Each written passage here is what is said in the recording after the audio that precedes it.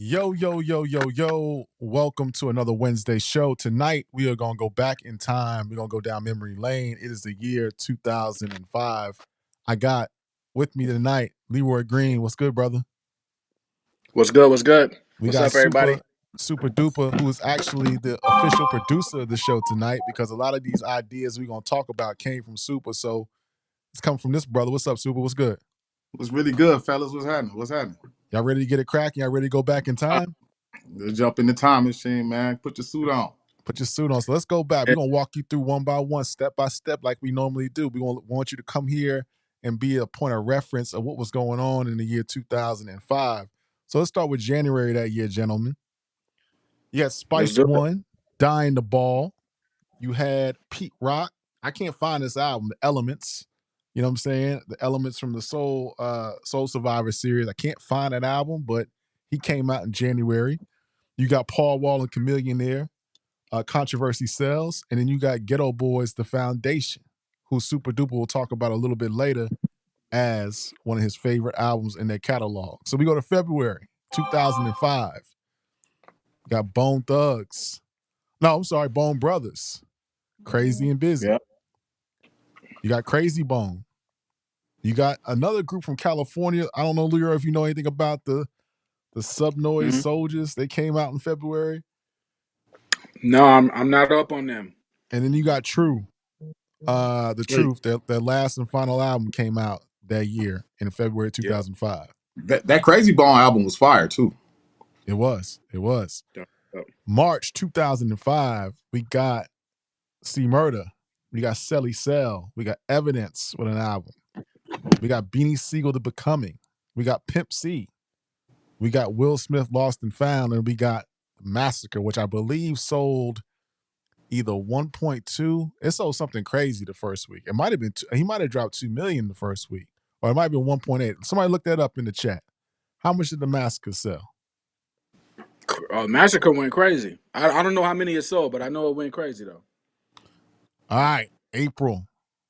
We got Zero. We got Zero. We got Mike Jones. Who is Mike Jones? Hey, Houston was on fire this year. And we got Esham, A1 Yola. Got that in the Mhm. building. May. Let's go to May. Let's go to May 2005. You got Memphis Bleak, 534. Dear Summer's on that album. You got Quasimodo. Got Nelly Sweatsuit, which was a combination of the double album Sweat and Suit. You got your boy Rookie of the Year, Common B, and you got Sean Price. Gorilla, was it Monkey Bars or Gorilla Bars? Gorilla Bars. Gorilla Bars. Gorilla Crazy. Bars. June Mhm. 05, you got Fat Joe. I think that had Lean Back on it. It had that Just Blaze joint. No. It had So Incredible. Safe to say. Safe to say. So Incredible. They had the Lean Back remix on there. Had a Lean Back remix on it. You got the Yin Yang Twins with the Whisper joint. You got Buckshot and Ninth Wonder. You got Guru. It had Cannabis the dropped the 50 joint. disc. It had the 50 disc song on Fat Joe. My Fofo. My Fofo. You got Mhm. Bizarre. And you got Afro Ra. July. Yeah. I think I'm missing an album. July, the streets just shut down. July, they said no. Record label said stop. Ain't nobody coming out. Jeezy got the streets on lock. So Yeah. as you can see, only 2 notable albums came out in July. Missy and Thug Motivation 101. And August. Jeezy had a hell of a year, man. Yeah, because In Trapper Die came 2005, out earlier in the year. and they had that what was that album? The Boys in the Hood. Oh yeah. He had the Boys in the Hood album too that same year. That came out that year too? Yep. I forgot about that. And So Icy with Gucci. So I say That's crazy. August 2005. Something going on with our notifications, man. Ain't nobody in the room. What's going on? 2005, we got Pumpkinhead, Orange Moon over Brooklyn. You got Tony Yayo, Thoughts of a Predicate Felon. You got Corrupt, Against the fire. Grain. You got Proof. I think it's Chasing Andy Garcia or Jerry Garcia. Vanilla Ice was still making music in 2005 in August. And then you had what arguably may be the best album of the year, Late Registration. It might be the best album in Kanye's catalog. We'll get to that in a minute. Hey, September Tony 2000. Yayo went crazy. Tony 2000. Yayo went crazy, bro. He did. Go ahead. He did. He did. We're gonna get AZ had AWOL. You had DJ Quick, Trauma, Paul Wall, Almost Famous. Not Almost Famous. This is Paul Wall album called People's Champ. People's Champ. Yeah. Yeah, Smith and Wesson. You had The Naked Truth by Little Kim. You had David Banner Certified. You had The Minstrel Show, Little Brother. You had 3-6 Mafia, Most Known Unknowns. Mhm. Also in September, you had You God dropped an album. And then you had Big Suge came out. Gangstar Presents. October, you got DJ Muggs and Jizza, the Grandmasters. You got Fire. Twister, The Day After. You got Warren G, The Midnight Hour. Got Bun B Trill. You got Rev Run. And then Spice One got another joint that came out. And then you got Black Milk, Sound of the City. November 05, you got What the Games Are Missing, Jules Santana's second album, Chameleonaire. Got Public Enemy, got DPG, Diligent and the Young Gotti 2. Cannabis had another album, Hip Hop for Sale. Talib Kweli had a mixtape. Then you got Fat Lip. And then you got Sheet Luch. And in December of 2005, you've got The Carter 2, Eminem Curtain Call, Trick Trick's debut album, and Snoop Dogg presents Back to the Church. So, fellas, that was the year 2005, man. What did y'all think about the year 2005? I thought it was dope, man.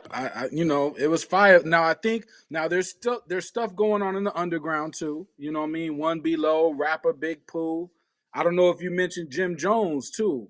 That's Jim the one Jones I'm missing. Jim Jones came out because that was the one where G's Up. G's Up was out with him and G's Max up.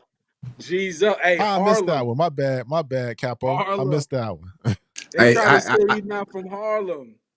I got him on my rookies list. Atmosphere. You can't believe how much fun we're having. Atmosphere, I think, is the greatest white rapper of all time. If you listen to, you can't imagine how much fun we're having. Atmosphere show you why he's the greatest white rapper of all time. If you listen to that, you mentioned Juelz Santana though. Juelz Santana, that was kind of fire. I'm not gonna lie. Juelz was kind of, hey, hey, he was kind of fire back then. You know what I mean? That ain't my favorite Juelz album though. But. Yeah, no, it ain't my favorite, but still though. You know what I mean? Muggs and Jizza. Come on now, Muggs and Jizza was kind of fire. Little brother Tony Yayo, we mentioned Tony Yayo. He kind of killed his debut album. Like he was going crazy on there. So I got to give it to Yayo for Thoughts of a Predicate Felon. Danger Mouse. I don't know if you mentioned I know. MF Doom. MF Doom and Danger Mouse. That was also a thing in 2005. Sofa King. Mm-hmm. Yeah, so it was a lot going on. Did you mention Beanie Siegel? The Becoming? Yeah, The Becoming. We mentioned that. Okay. We mentioned that. Hey, 2005 is also the year that Mace made his comeback. That's the welcome back year too. You know what I'm saying? And I don't, the album in itself, I can't say it's great or nothing, but it was good to see Mace make his comeback in 2005. You know what I mean? It had probably been close to what, like 8 years, 7 years he was gone. You ain't gone that long. The last song on there, I Gotta Survive. The last song on there, that was a deep song, man. Gotta Survive. Y'all got to go back to that one. You know what I mean? Yeah, that was a deep song. Yeah. This was the this is the year when I look at it. I mean, Houston was taking off this year. This is the year where we get Paul Wall, Chameleonaire, Slim Thug. You get the Ghetto Boys outside. I know it's a couple other people I'm missing.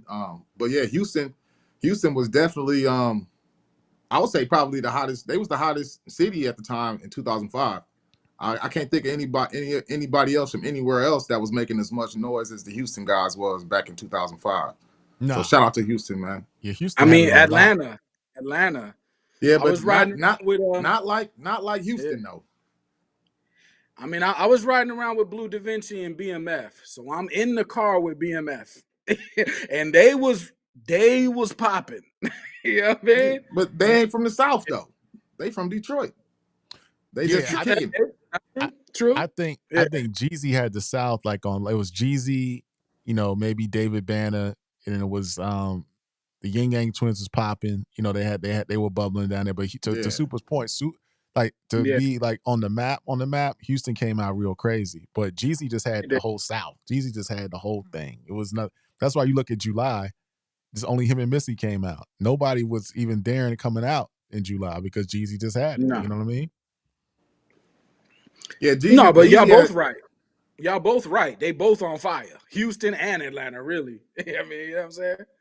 Oh yeah. Yeah, I mean, they even had Mike Jones too. I forgot they had Mike Jones too. You know what I mean? Like Houston was on fire that year. They had the radio on lock at the time. They definitely had the club scene on lock at the time. That Paul Wall Sitting Sideways and that Paul Wall album was fire too. Like that was a slept on album.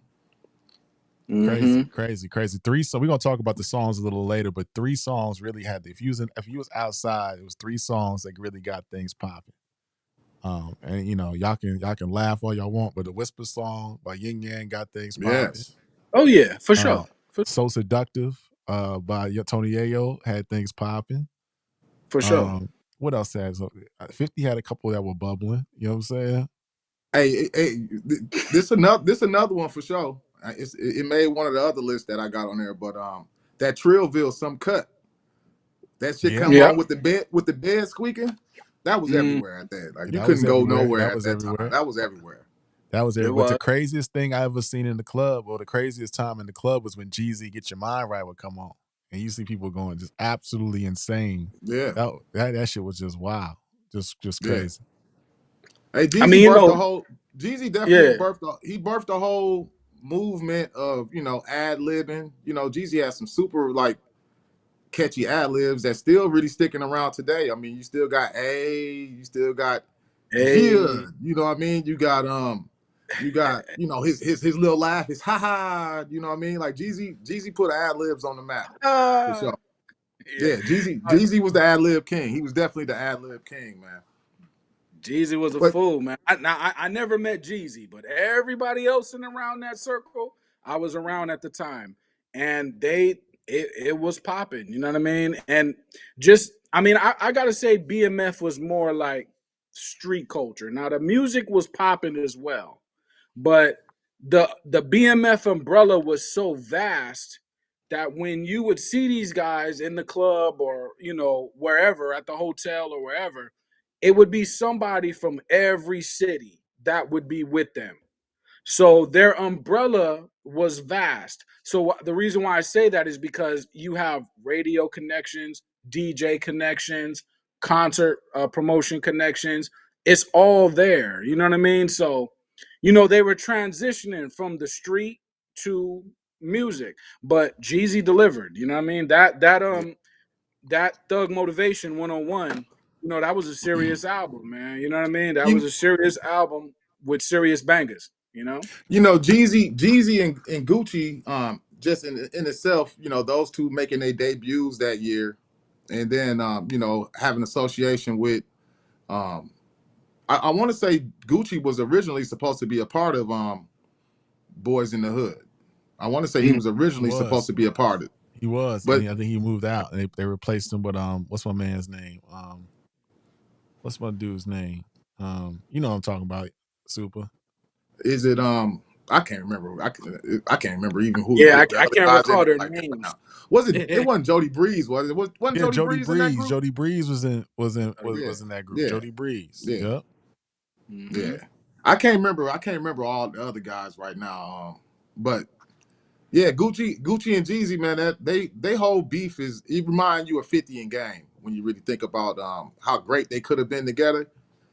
Especially with Icy and the songs they could have made and like the movements they ended up creating separately anyway. That could have been powerful for the South for Jeezy and Gucci to really be together for more than that one song. You know what I mean? And they beef was just so petty and stupid that it really didn't even make no sense. So yeah, it was a tragedy that them two brothers had to even collide like that. And I'm and glad you said that. They beef really don't make no sense. And a lot of people they try to put it on Jeezy as if he did something wrong, but technically Jeezy is just rapping. That beef I really didn't make no sense. They the could have beef they was could have squashed that.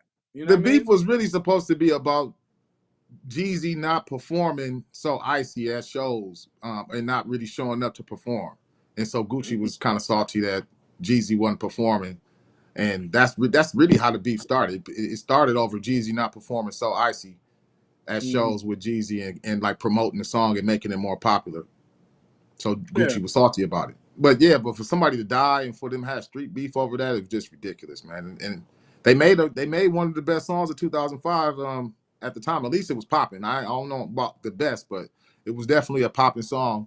And you know, you hate to see that they stunted each other's growth, because they would have been great together. That would have been nice. It would have been great. Same with 50 and Game. They would have been great Yeah. had they played together. But I think, I don't know, but I think it's ego, you know what I mean? Because you got somebody representing New York City, you got somebody representing California, and they each feel like they're too big to coincide, which to me doesn't make no sense, you know what I mean? I think they would have been greater together, you know what I mean? Right, Because right. And this is and what it I think, and I'm not trying to say So Icy was a light-hearted song. It had a light sound. It had a lighter sound. I think Jeezy didn't wanna that song was a little too light for Jeezy's movement at the moment. Cause y'all remember the hook, right? So I is. it Yeah. just it Yeah. had a different type of feel than what Jeezy was trying to do. Because if the Trapper died Jeezy and the Thug Motivation 101 Jeezy had a different sound. So I don't think Jeezy really wanted to rock with that. You know what I'm saying? So I don't think it was probably I don't know the inner workings of the situation of the beef, but to me, it seemed like he didn't want to attach his name to that record. He wanted to just, shine that light and move on to hit what he was trying to do. You know what I mean? I mean, it was a feature for one, because it was, it was on Gucci's album. But I mean, I understand what Gucci. I guess I understand where he's coming from as a younger artist, and you didn't pay the guy some money for a feature, and now it's time to promote it, and it's already hot, it's popping. With a little bit more promotion, what I mean, like it could have went off the roof. So I can understand the business side of it, where Gucci, how he felt some type of way about it, but the total results of it coming down to what it came down to over that just seemed petty and stupid. But Oh, Crazy, shout crazy, out to Zaytoven. Zaytoven, my guy. Shout out to Zaytoven. Somebody mentioned him in the chat. great. But and as far as the game, whenever it's a chance for both sides to make money, I don't know why people just don't make it. I understand that everybody wants to be quote unquote the man, but it's like whenever you could make some money, if someone else is the man, if I go to someone else's city and they're the man, I'm okay with that. I don't have to be the man in your city. You know what I mean? Like, I'm okay. If I got to play second hand to you, that's okay with me as long as we both get paid. And that, back then, I think it was just very like, I got to be the one. And, that's not always necessary. You know what I mean? But at this point too, in 2005, when you really look at most of the drops, nobody really of any type of stature really dropped that year. It was kind of like a young man's game in 2025. I mean 2005. It was a young man's game. It really wasn't too many OGs outside. You didn't get too many albums from established artists. You know what I mean? At this year, it seemed like they were taking a break and like letting the young guys and letting the dust smoke. Um, but also in 2005, when you go back and look at it, Jay-Z didn't drop an album that year, but he was heavily featured all throughout the year. He got features with Jeezy, he got features with Kanye, he got features all over the place. That's a big feature year for Jay-Z, 2005 too. right. But Yeah, but yeah, because no, I think at that time, people are they're looking at Jay Z funny. First, they're looking at him like, oh, you retired. Second, they're looking at him like, oh, you did songs with R. Kelly, and they're acting funny. You know what I mean? So Jay is still out there like, don't get it messed up. Like I did albums with R. Kelly, but that, I'm an artist. hey Don't Jay, get it. You he know what I had the mean? best features. He had the best features of 2005 though. I got to give it to him on Go He was going Crazy. crazy. Yeah, he was going crazy in he had Dear 2005 with Summer. the He had Dear features. Summer. He was He had the Yeah, other crazy. song on Beanie Siegel's joint. You know what I mean? So Yeah. Jay was killing the game in 2000 in 2005. yeah. But With nobody no was album. killing it. Nobody was killing it like Houston. Like I mean, it's still more artists. We didn't even think Pimp C dropped, Bun B dropped. It was so many artists. Zero dropped. It was so many artists from Houston in 2005. You got to say that Houston was running the game in 2005, hands down, hands down. Without a Slim doubt. Thug and Mike Jones was going crazy. Slim Thug, Thug, Mike and Jones. Paul Wall. You know, Yes. them three right Yes. there was a problem. You know, Slim Thug, Mike Jones, and Paul Wall. That was a problem. You know what I mean? So they was going crazy. I'll give them that. You know what I mean? This is For the real. this is the year for the sophomore guys and the rookies, and the debut album guys. Like this would be Bean's second year or second album. Trick, first It's a lot album. of guys that like guys. It's a lot of guys getting their feet wet in the game. It's not a year for the OG. I want to say the only OGs that truly really dropped was the Ghetto Boys really that year. And Other than Common. that, Common, yeah. But was Well, Common really OG at Little that Wayne. time? I don't know if was Common really considered an OG at that time. Like I mean, like was he an OG then? Was Yeah, he an he was OG an in OG because 2005? he about 12, 12, 13 years in the game. You know what I mean? I don't Uh, know, man. I It's don't know like about OG, but close to OG. Yeah, yeah. close I maybe. think that this is really more of his this is the beginning. This like almost the start of people really even paying attention to Common is in 2005. I would say like It's his really mainstream. Yeah. It's his mainstream. it's It's his like mainstream. Yeah, Kanye brought yeah, him in the mainstream, right? No, Because yeah. I think people linked Common this year to the streets. Like, oh, Common went back to the streets. Now, I don't know what going back to the streets is because we all live on a street.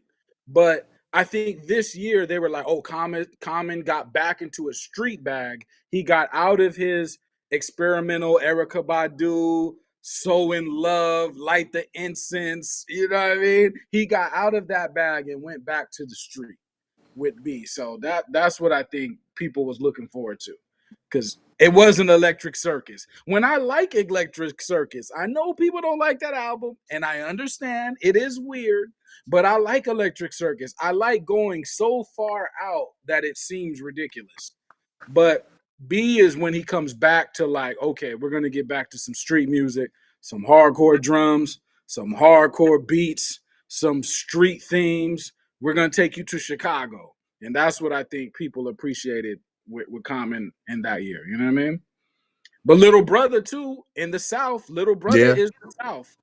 I mean, and Little Brother for us, we were looking at like a continuation of Tribe and De La Soul. So when we heard Little Brother, we was like, okay, they get it. You know, they get that Tribe Called Quest sound, I and think that's they some of man, I think that's some of Kanye's appeal too. When you saying that, like at the time, the game, hip hop yeah, was like they needed they wanted some substance. They wanted somebody speaking about something or having something with some substance, and those were the guys that was giving it to us: Kanye, Common, Lil hmm Brother.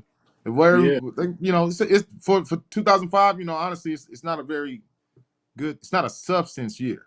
It's a partying, kicking it, having fun year. It's not a substance year. It's not yeah. substance strong, but it's a fun time still. it's a good time. It's a I good time. Yeah. And Yeah, we're I gonna think get the internet, that everybody on 2005, now everybody's on the internet. And I think that's kind of weird. Like, so we're all here on the internet, like we're all talking to each other. Like it's still weird. You know what I mean? So we're getting to know the internet, at this time. So it's weird. Because it's not the street, it's the internet. You know what I'm saying? Yeah. So right. it feels weird, like, you know? Right. Before we get into the albums, guys, let's get into the songs. And Super, I kind of, you gave me 5. I just added. So this is both of our lists. And Leroy, you can kind of comment on what you see on the list and kind of think about some songs you might would have added. But Yeah. The Game documentary. You put G's up on there, huh? G's Up was my shit. I ain't gonna lie to you. G's Up, boy. Hey, okay. You put lighters up on there too, huh? Lighters Up. I remember that. The Corners. The Come Up. Yeah, because I'm sure we was gonna have a lot of similar songs. So it's no surprise that "Hate It or Love It," "Get Your Mind Right," or Kanye Diamonds, "It's On," "Stay Fly," even "Lighters Up," because "Lighters Up" was popping, and the Yin Yang Twins was popping too with that Whisper song. You could not go anywhere without hearing that. Jim Jones, G's Up. I don't know. That's a questionable one, but I'll give y'all the rest. Even the AZ the come up. That's a little questionable, but we'll let it ride. We'll Nah, let it that's ride. that's one of the best Premier and AZ combinations to come up. That's No, crazy. it is, but it's a slept on album. It's like one of them if you know you knows. So I that's why I won't disagree with it. If you know you know. Right. And this is Yeah, a but Mac, combination. This is a combination of lists. too. You know what I'm saying? It's Super, you had yours, and then I put some extra like Lighters Up, the Whisper Song, Come Up, Corners, and G's Up. But the rest is Super. You picked those. Yeah, I mean, I got for like I said, my top 5 for that year definitely. I mean, Hate It or Love It, Get Your Mind Right, Diamonds, Its Own, Stay Fly. I mean, you couldn't them was Stay Fly is questionable. I had a hard time with it, but when I really think back on it, that it was popping, it was outside, it was everywhere. That album in itself for 3 6 Mafia though, I feel like it's it's a polished album from them. It's like a crossover album. When I listen to it now, it feels like they was attempting to crossover. Yeah. Yeah, It's that's what they it's a was doing. crossover album. Yeah. Yeah. It's a crossover album. Lighters Up though, you still knock Lighters Up to this day. That's one of Kim's best records. Still jump. You still. It ain't. I don't like the song though. You don't I like can't lie. Lighters Up? I don't like the fake Jamaican. I don't. I'm not a fan of So Lighters you Up. ain't I like rock with you didn't like the when Foxy did it. I mean, but Foxy, at least she's Jamaican though. At least she truly is Jamaican. Oh, that's a good point. Foxy Jamaican. Well, Yeah. she definitely from one of them islands though. I get what If it's not Jamaican, it's Dominican or something like yeah, that. It's like yeah, it's one of them. Trinidad or something. Yeah, something like that. Yeah, for I sure. got to give it to Little Kim though, man, because like I said, I listened to Little Kim back then because I'm trying to hear Big through Little Kim, and she was delivering, man. I gotta, is she the best rapper? No, but if I'm trying to hear something big, I gotta go to Little Kim because Big wasn't alive. And she did hold it down. Lighters, I think, is an incredible song. Like, as far as like a street anthem, I think Lighters is one of them ones. I gotta be real. Like that's a hard song for a female. That's hard. You know what I mean? To me. Maybe I'm tripping. What was David Banner's record? He made a Whisper record too in 2000. What was that joint called? He did. Yeah. Was it called Wait? Was it Wait? Not Wait. Was it what's that I song? don't No, know. it's not Wait. Wait was I a can't think Yenge. of it right now either. I can't think of the name of it. But he jacked I the whole remember what he you're talking jacked the about. whole joint. He jacked the whole joint. Yeah. Yeah, he did. Did. Michael It'll Williams come was a back. super chat. Michael Williams' super chat says, "Dear Summer by Jay is definitely top 10 song of 05." Yeah. I disagree. It wasn't even long enough. It's a snippet. It's not even like. Is it long? Jay got Nah, the top. Jay got short. the top. It's short. Jay might have the top verses of the year because he got Go Crazy with Jeezy. Oh yeah. You got Diamonds of Celerio on remix. You know what I'm saying? Yeah. He got a couple verses. You know what I'm saying? He got Go It's Crazy. the personifying Summer as a female or personifying Summer as an entity. That's the trick right there. And when people heard that, they was like, "That's crazy." Like you Crazy. talking to Summer as if Summer is a person. That's wild. Yeah. Yeah. I ain't trying to take us off course. I know Mike and Leroy got an episode coming soon about Nas and Jay-Z. We've been in the chats. I really been chiming in on some other stuff in the chats. I really haven't given my thought, but I do notice that 2005, maybe I'm wrong, maybe something else was bubbling.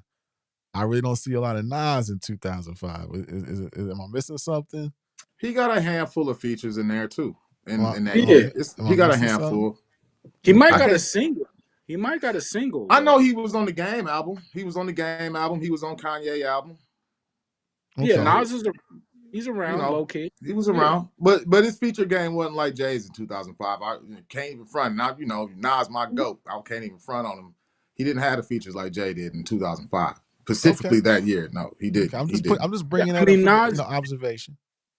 Nas like Lupe Fiasco. What I mean is Nas is going through label litigations and issues. Like Nas is the type to say, okay, I want to make this. And the label is the type to say, well, You want to make something that's a little bit too crazy. So now he got to go through litigation with, I want to call my album Hip Hop is Dead. They like, whoa, what you mean hip hop is dead? That's a crazy statement. You can't just say that and think it's going to be cool. You know Nah, what I mean? but I hear you. But this, when you look at it, this was a strategy. They was the industry was really starting to take over. You know what I mean? You started seeing rappers in places where you never seen rappers at. And the industry itself, like this is one of the last years when you could think of OGs dropping. I mean, like in 2005 was the year where OGs kind of stepped away from it a little bit more. And like you didn't start seeing OGs come back out for a while after this. You know what I'm Right. saying? So like a lot of the OGs and the guys that, like I said, that had that stature in the game and that were legends, they kind of were falling back on the game a little bit. I think they were back in the lab rethinking about what they wanted to do, because a lot of guys fell back around this time. You had I like D don't blame Block. them. No, I don't blame them either, because the way that the game was going and the things that was even getting put on the radio at the time. I mean, I I could see like a traditional rap artist kind of like not knowing what they're supposed to be doing right now. You know what I'm saying? So I Exactly. mean, I get it. I get it. Yeah, because you're looking online and you're seeing the physical copies for the most part are going down, even though the majors are still selling. But you're seeing a transition from physical copies to digital copies. And if you come from the era of physical copies, you feel away because you're looking at it like, well, how am I gonna make what I'm supposed to make? Because I'm used to physical copies like a CD. You know what I'm saying? And this year it's switching over. So Yeah. I'm not mad at them falling back because I would fall back too. I would Yeah, but fall they back. they they Yeah. really they fell back too hard though, when you really think about it. And like they fell back so hard that they kind of played themselves out of radio slots and radio play, and they fell back so hard that they, like a lot of the older guys, it's part of the problem that we got right now, like what they did in 2005 and how they stepped back so hard and they let the younger generation just take over the game, is one of the ways that they played and phased themselves out. You know what I mean? They really played themselves by That, doing that. no doubt, no Crazy, doubt. Yeah. crazy, crazy. Yo, Well, somebody gave us a segue. So Super had a great idea about, he hit me yesterday and he was like, yo, let's talk about ringtones. So let's talk about ringtones a little bit. Let's talk about ringtones. I don't okay. have a graphic for us, so Super, you're gonna have to speak to your ringtones, but All I right. will say if you was outside in 2005, this was the debut of the Motorola Razor. I don't know who had. I was still rocking a Nokia at the time. I was rocking a Nokia. I didn't have the Razor yet, but a lot of people had the Razor. This is the debut of the Razor phone back in Yep. 2005. The iPhone is not out yet. The BlackBerry is really not popping like that. You got the Motorola Razor out, but so I the had the Nokia. ringtone game. Speak to the ringtone game, Super. What was your favorite ringtones that you had? I I'm mean, trying to think. like I'm a little older, man, so I was pushing back against that shit a little bit back in the day. So I wasn't like a big ringtone guy personally myself. I thought it was Yeah. kind of corny a little bit. I eventually fell in. I gave in, but in 2005, I think I probably didn't give in until about 2007. By the time it started getting played out, that's when I started doing it. You know what I'm saying? But um, this is, like I said, this is ringtone era prime. This is the prime ringtone era. So Hmm. if you went anywhere, you heard your phone ring. For where I'm at, this is my personal list. Y'all can say what y'all was hearing where y'all was at, but where I was at, man, for sure, I heard "Candy Shop" from 50 Cent. That was a ringtone that almost all the females had. Yep. I heard "Sitting Sideways" from Paul Wall almost no matter what. Like I think I probably even had that one. I can't even lie. I think I might have had the Paul Wall "Sitting Sideways" because that beat was so cold and fire. That beat was a fire ass beat. So that one. D4L Laffy Taffy. You couldn't go nowhere without hearing Laffy Taffy when somebody's phone rang. It was just popping, man. For whatever reason, everybody hate the song, everybody hate the time, but Hmm.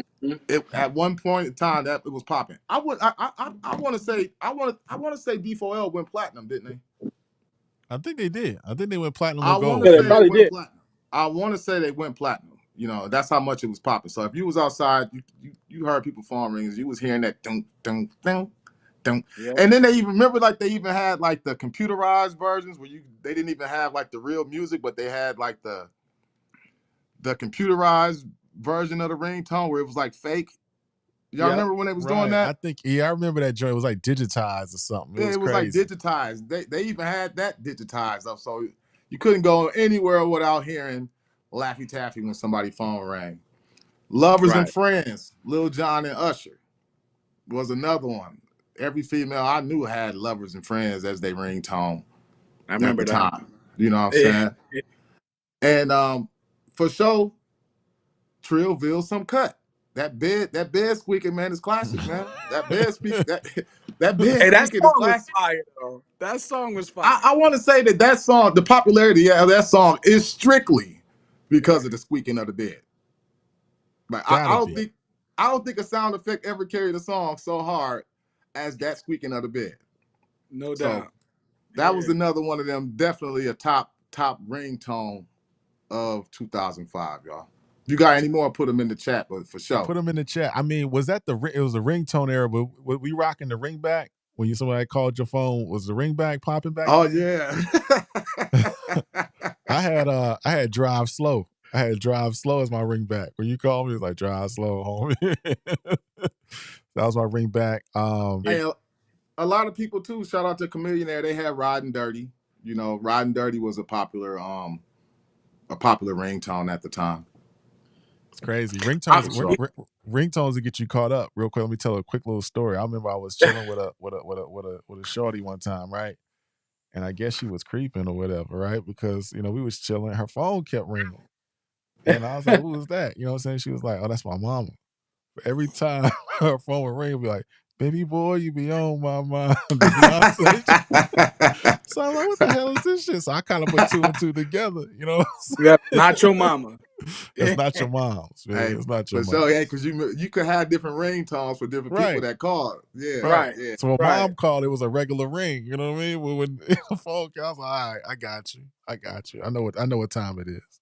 My house back then was going crazy. I wish I could hop in the DeLorean and invite y'all to my house back then because it was going crazy every day.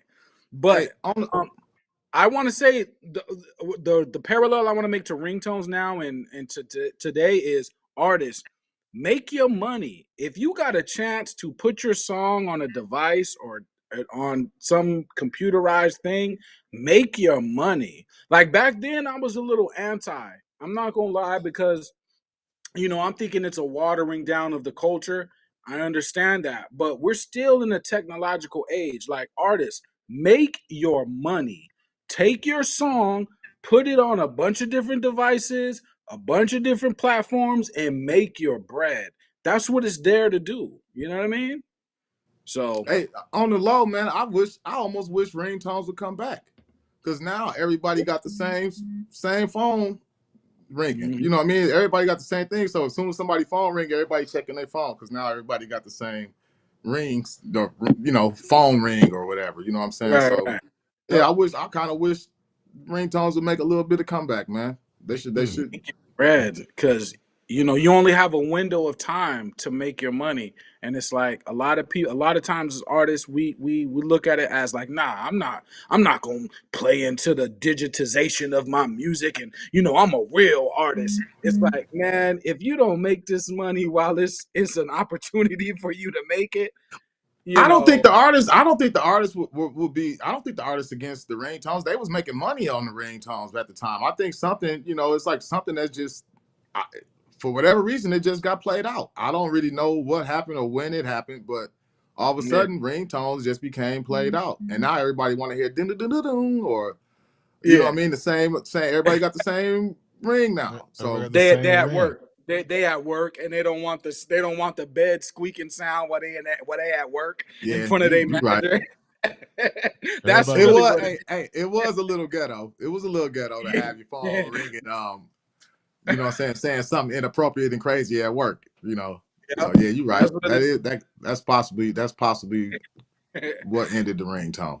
Yep, yep. But hey, get it, man. Get it because Mike he recently did a pop up on a Jay-Z new endeavor. Now I don't know all the ins and out with that. I didn't Google that or research that. But what I'm saying is anytime there's a way for an artist to make money, go get it. Go get it. Like why sit around and not get it? You know what I mean? Like if you Yeah, for got sure. music, get it. Tell your manager to get on it or your publicist to get on it and make it. You know what I mean? Because the object is to make money. I mean, we want to make good art, but we also want to make money. You No know what I doubt, mean? no So doubt. get it, No, yeah. no doubt. And I second that, Leroy. So make sure you hit like and subscribe. And make sure if you want to sponsor this Wednesday podcast, you drop us a line and we'll blast you out. You know what I'm saying? If you got some drink, you got a car Yeah. dealership, you got a anything, you got a trucking company, you got a whatever you got, we'll advertise it on According to Hip Hop. I know YouTube is hating Oh, on for us right real. now, but we will get back. But go, what you want to say, For real. Leroy? For real, if I'm not making you no money, if you're an artist and you're listening to me and I ain't making you no money, then I'm not doing my job. My job is to sit up here and talk so you make money. That's my job. You know what I mean? As well as talk about the history of hip hop and different things that happen. But my job is to make sure that y'all can eat, can make money. Right now, Elzai is doing a class on for writers. So I wish that I could do both at the same time.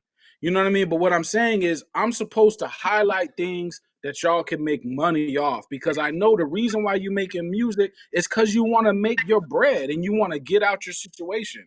So the ringtone era, we should study that. So when it comes up again in the future, you already have the mindset of, oh yeah, ringtone songs, I already got that in the bag. So you make your bread. You know what I mean? Hmm. Yo, let me ask y'all this: was the chirp out? The chirp wasn't out. The chirp phone wasn't out back in 2005, was it? Yeah, it was still out. Yeah, it was still out. It was, yeah. Yeah, Yeah, the chirp was yeah, out. yeah. All They right. still had the neck. They still had the next tails. Next deal, they need to bring that back. Let's go to. I didn't have a real graphic for this, but this is 2005 fashion. This is what I found. What was y'all Yeah. rocking in 2005? What was the fashion? Was it apple bottoms for the ladies out? What was the brothers wearing? Was the brothers dressing like this? What was we rocking back in the day? I can't remember. Man, I Damn. love. Hey, shout out to Apple Bottoms, man. I loved Apple Bottoms. They was some nice ass pants. I wish they would bring them back. They got to bring them back. They got Ashanti could be the model for it. You know what I mean? Yeah, they. I liked it. I No liked Apple disrespect. Bottoms. No That design disrespect. was nice, man. It was always nice to see that apple on some cheeks. Ashanti is crazy. Ashanti is crazy. I mean, this is still the white tee era still here. I mean, it's still the white tee era, baggy clothes era, for the most part. You know what I'm saying? Now I can't think. I mean, this is still like the same. It's about the same thing going Yeah. on as from the 2000s, man. I mean, it's still like this is the S. Dot Carter G Unit shoe wear time too though. This is the G Unit and S. Dot Carter clothing Yep. line, and this is when Sean John is popping hard and Rockaware Yeah. is still popping and I'm, State I'm wearing. Property. I think I'm wearing Rockaware at this time, like Jabot Rockaware jeans, t-shirts. Jabot jeans, and the long Yeah. tees. You know what I'm saying? Air Force Ones, and you got. So I think the suit, the suit and tie era comes like in 06, 07, right? That's the button up era. That's Yeah. before. Yeah, I mean, that's I'm about still in this. that's like 07, 08, ain't it? Yeah, yeah. Yeah. Jabot jeans, Air Force Ones, long tees. That's the era. That's the era. This is platinum FUBU, and you know what I mean. That's what this is. This is platinum FUBU and Iceberg for real. Like around this time, this is that prime time. A lot of guys too. I mean, you had around this time too. You had Nelly with his what was that vocal? You had SoCal. vocal. You Vocal. had I don't think nobody wore. I don't think I ever seen anybody wearing that. I don't. I can't. I don't Nah. ever remember seeing a I saw it on a vocal. discount. I used to see it at Ross on the discount on the Yeah, discount rack right. at Marshalls. And was it Yeah. didn't Eminem have one like it's like Shady Gear or something? Yeah. No, he did. He did. He did. Yeah. I mean, Yeah, I was real simple back then. I'm just t-shirts and jeans kind of person back then, but I definitely was wearing Rockaware. Um, And that's pretty much about it. Because I mean, things are.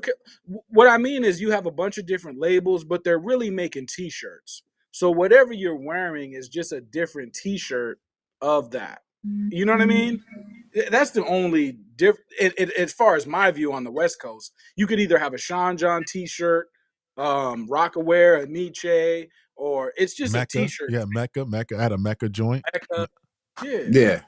You know, hip hop fashion is almost like they come and go like the dance moves. You know what I'm saying? Like I always wanted to have this argument. I'm just gonna say it anyway. Like the importance of breakdance. People always talk about breakdance and being so much of it. It's not that important really when it comes down to the whole core of hip hop. It's just as breakdancing is a trend just like the Running Man was. So like I kind of hate the breakdance argument and how much people like put that as a like such a big factor in hip hop.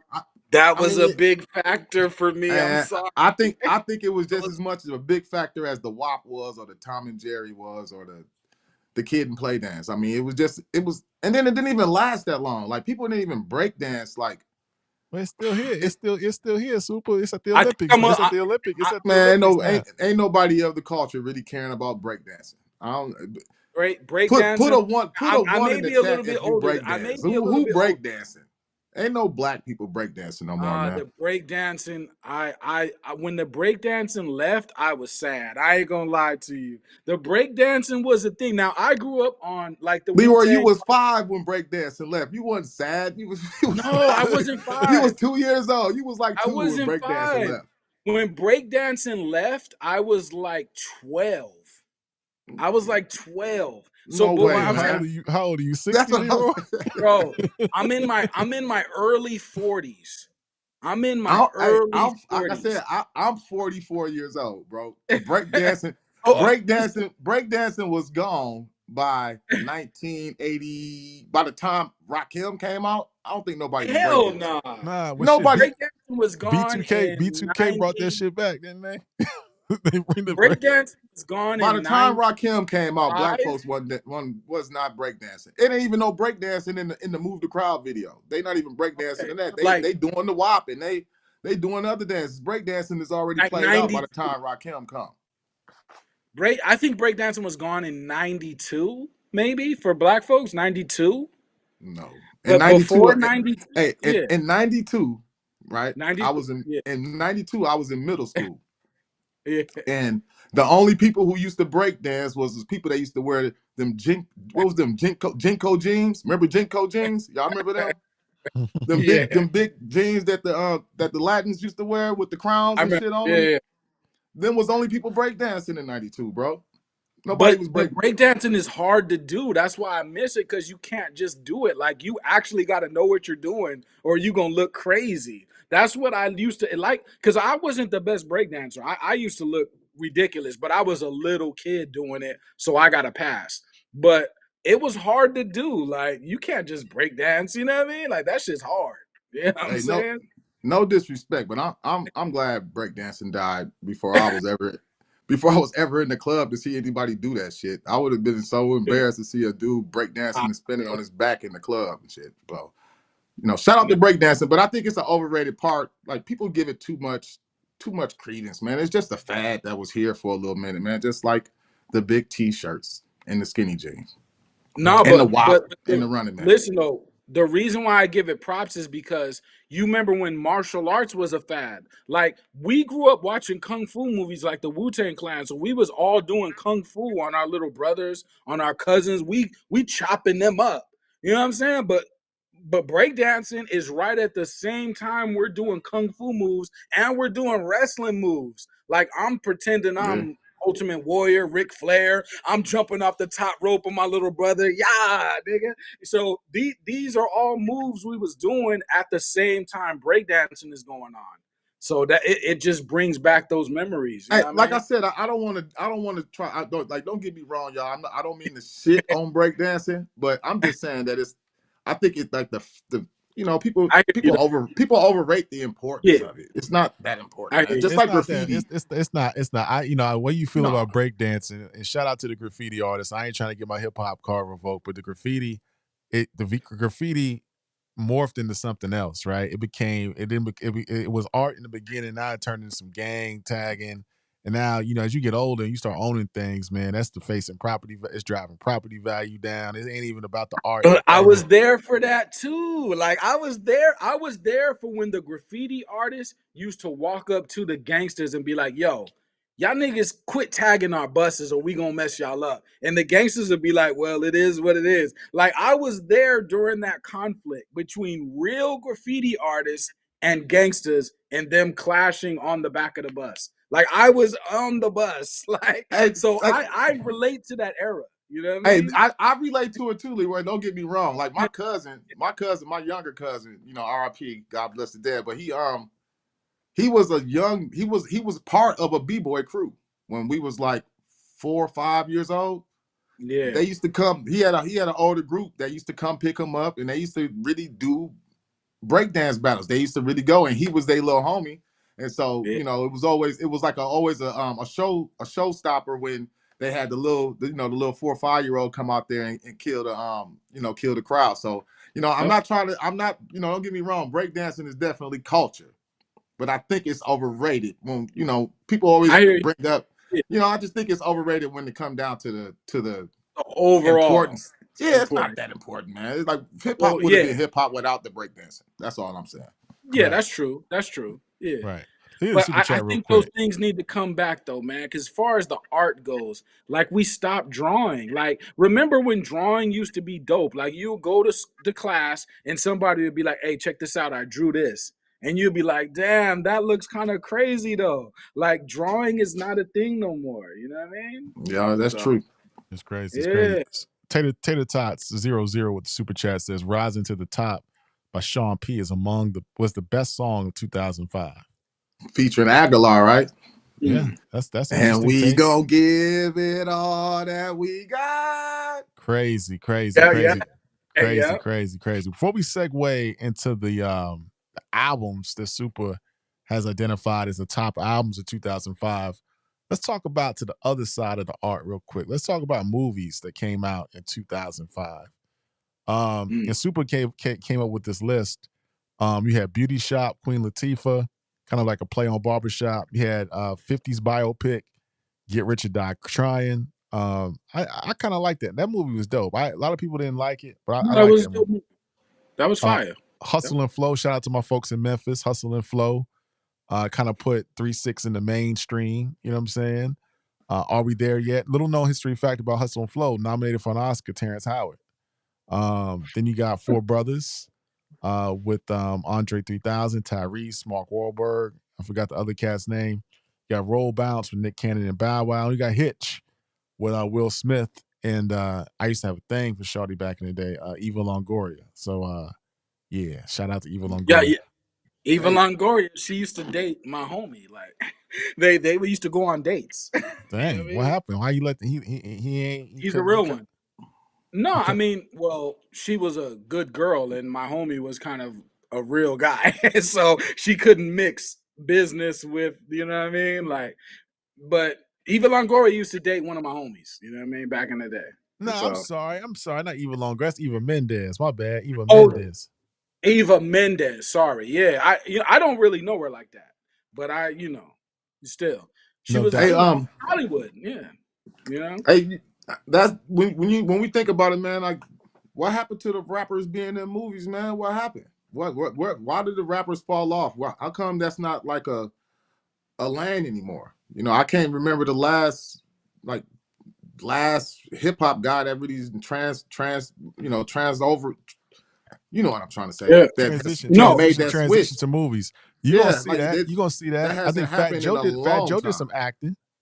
Fat Joe did some acting, right? Well, I think we got to be proactive. Like if you're an artist, you have to approach Hollywood. Don't wait for Hollywood to approach you.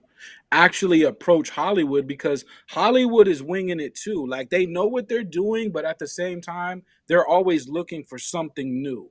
So if you approach Hollywood like, "Hey, I got something new. This is my story, yada yada yada." You got to approach Hollywood sometimes. You know what I mean? And just see what happens. And when you think about the year 2000 too, this it's a I would say this is probably the most year where we have rappers in movies.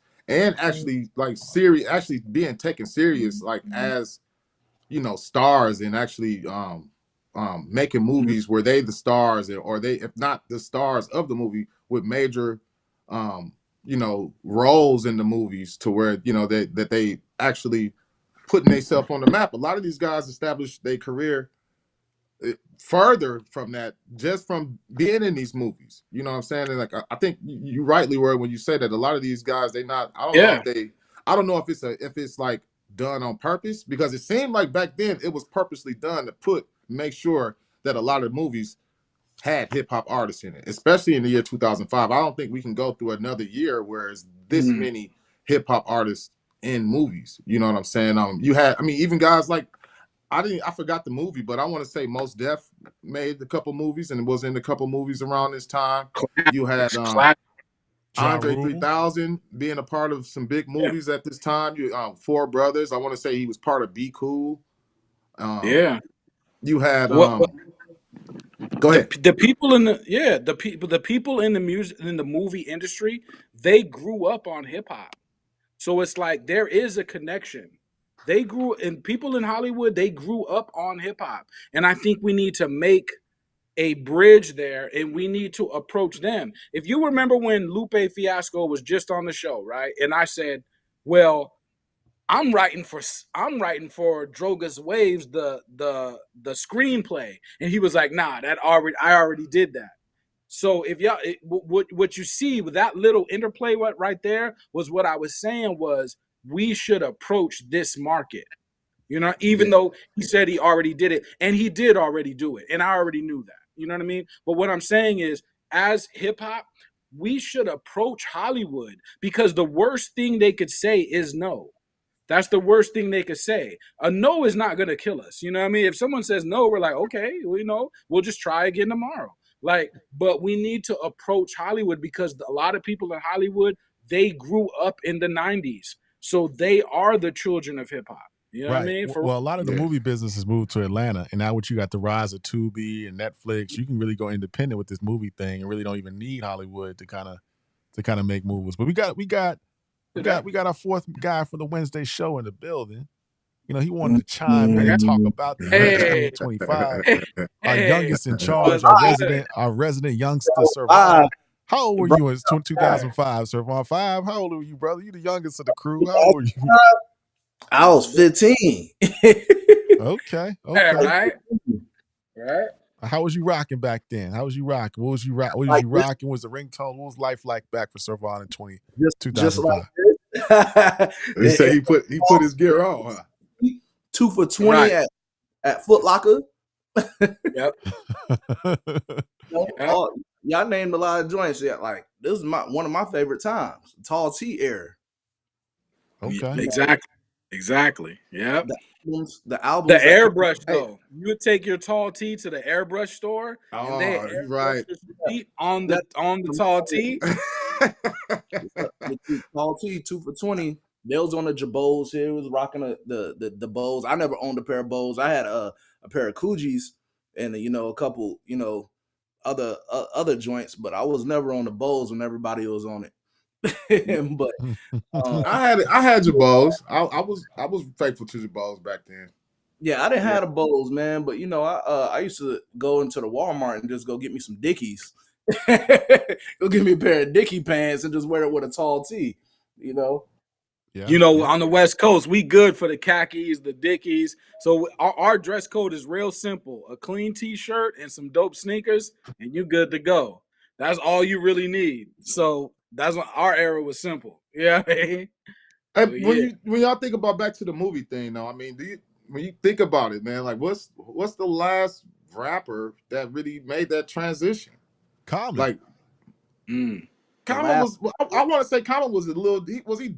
Yeah, you might be right. Common might be the last one taken seriously, to make that jump. You might be right about that. You might be right about that. I think Ludacris maybe. Method Man, yeah. But Method Man had already started. He had already been in a couple of movie roles. He played in Belly. He had already been kind of putting his feet in the water with the acting. Ludacris. Well, Ludacris. Ludacris had a big year too. I mean, I want to say he had crashed that year too. I want to say, if I'm not mistaken, I want to say Hey, Luda played in Crash that year, and he had Hustle and Flow. You know what I'm Crash. saying? Wow. Like, yeah. Wow. So guys, shout out to hip hop, man. I Hey, would love to see Joey like Badass. Joey Badass. you're What else? right. He, There you Acting. go, hey, Joey I listened to Badass. a Joey Badass album earlier. I listened to American Badass. That was a dope album. So Yeah. I got a Joey Badass is a dope rapper, bro. You And say as far Joey Badass. we are acting. Like when you're writing your rap, you are acting. Even though you're talking about your real life, etc., you may be recalling a story from a year ago. So you're talking about that story from a year ago, but you are acting. That's what I'm saying. Like we are acting. When we go up on stage and we do the song telling a story from a situation that happened last year, we are acting on stage. Like Yeah. we are actors. That's what I'm saying. Like I would hip say hop, yeah. other than Joey Badass, you got Dave East, you got David Mm, you Banner, got David Banner, Childish no. Gambino. David Who'd Banner you been say, in some Ron? joints. David Yeah, Banner been in some. David Banner's been in some. Yeah, Machine Gun he right. Kelly. Machine Gun Kelly been in some movies. You know what I'm Yeah, I saying? like Machine Gun Kelly and that Motley Crue biopic that they did. Yeah, Machine Okay, I Gun got Kelly. Yeah, fire. yeah. Hell, you got Mark Wahlberg. Mark Wahlberg is a damn a rapper that made big in the movie. He might be one of the Yeah, biggest. for sure. You But know, Yeah, I want to say he been doing movies almost since the early '90s, ain't yeah, he been doing movies yeah. he? because he played that high Well, school not movie. early He was '90s, but at crazy. least the mid Yeah, because he '90s. played that Hey, movie shout called out to Fear. Mark Wahlberg though. Shout out to Mark Wahlberg because he never denounced hip hop. He always stood by hip hop. Even though he spent most of his career in Hollywood, he always stood by hip. He never acted like hip hop was beneath him or something that wasn't official. He always was like, nah, hip hop is fire. So I gotta put some respect on Mark Wahlberg, man. Side note. You know what I mean? Yeah, for sure. Yeah. Oh Crazy, five but is a yeah, time. but, but it's no excuse. There's no excuse, man. We got it. There's enough technology out. The cost of making films right now is the lowest it's ever been in recorded history. You can make a movie in your damn iPhone. So you got Yeah. small cameras. You know what I'm saying? That's Netflix certified. You got Tubi out. You know what I'm saying? You can make a movie, but I don't know why we ain't really making movies like that, man. Maybe because everybody's on social media and social media is their movie. The reels are the movie. Everybody's posing and acting on social media. So maybe they don't feel Bro. the need to make an artistic expression and make film or cinema. Maybe that's Hey, the move. I, Maybe that's why people ain't making movies. I don't know. they hey, don't believe, man. They don't believe. I think the youth, get your camera, even if it's just your phone. Go out there and make a short clip of what happened on the block last week. Or make those because I don't think you believe how far you could go with that. Like you could go so far with that, it's beyond your imagination. So I think we should get back into that. I just don't think y'all believe the stories that y'all see in your neighborhood. If you reenact that and make a video, a movie, a short clip, I could go really far with that for real. It's the hey, culture. I mean, hey, I watched Carlito's Way 2 last night. Till I yeah, fell asleep on it, but I was watching it last night, man. Did he when you watch that movie, it makes you think about how they talking about him now. You know what I mean? Like, is this nigga acting? Like, it make you feel like that. Like, is this nigga acting right now or what? It's like is this serious? He did a good job in the movie though. You know what I mean? Shout out to right. Dave still. You know what I Yo, mean? what's Like, the underground movie circuit looking like then? Because I know State Property 2 came out in '05.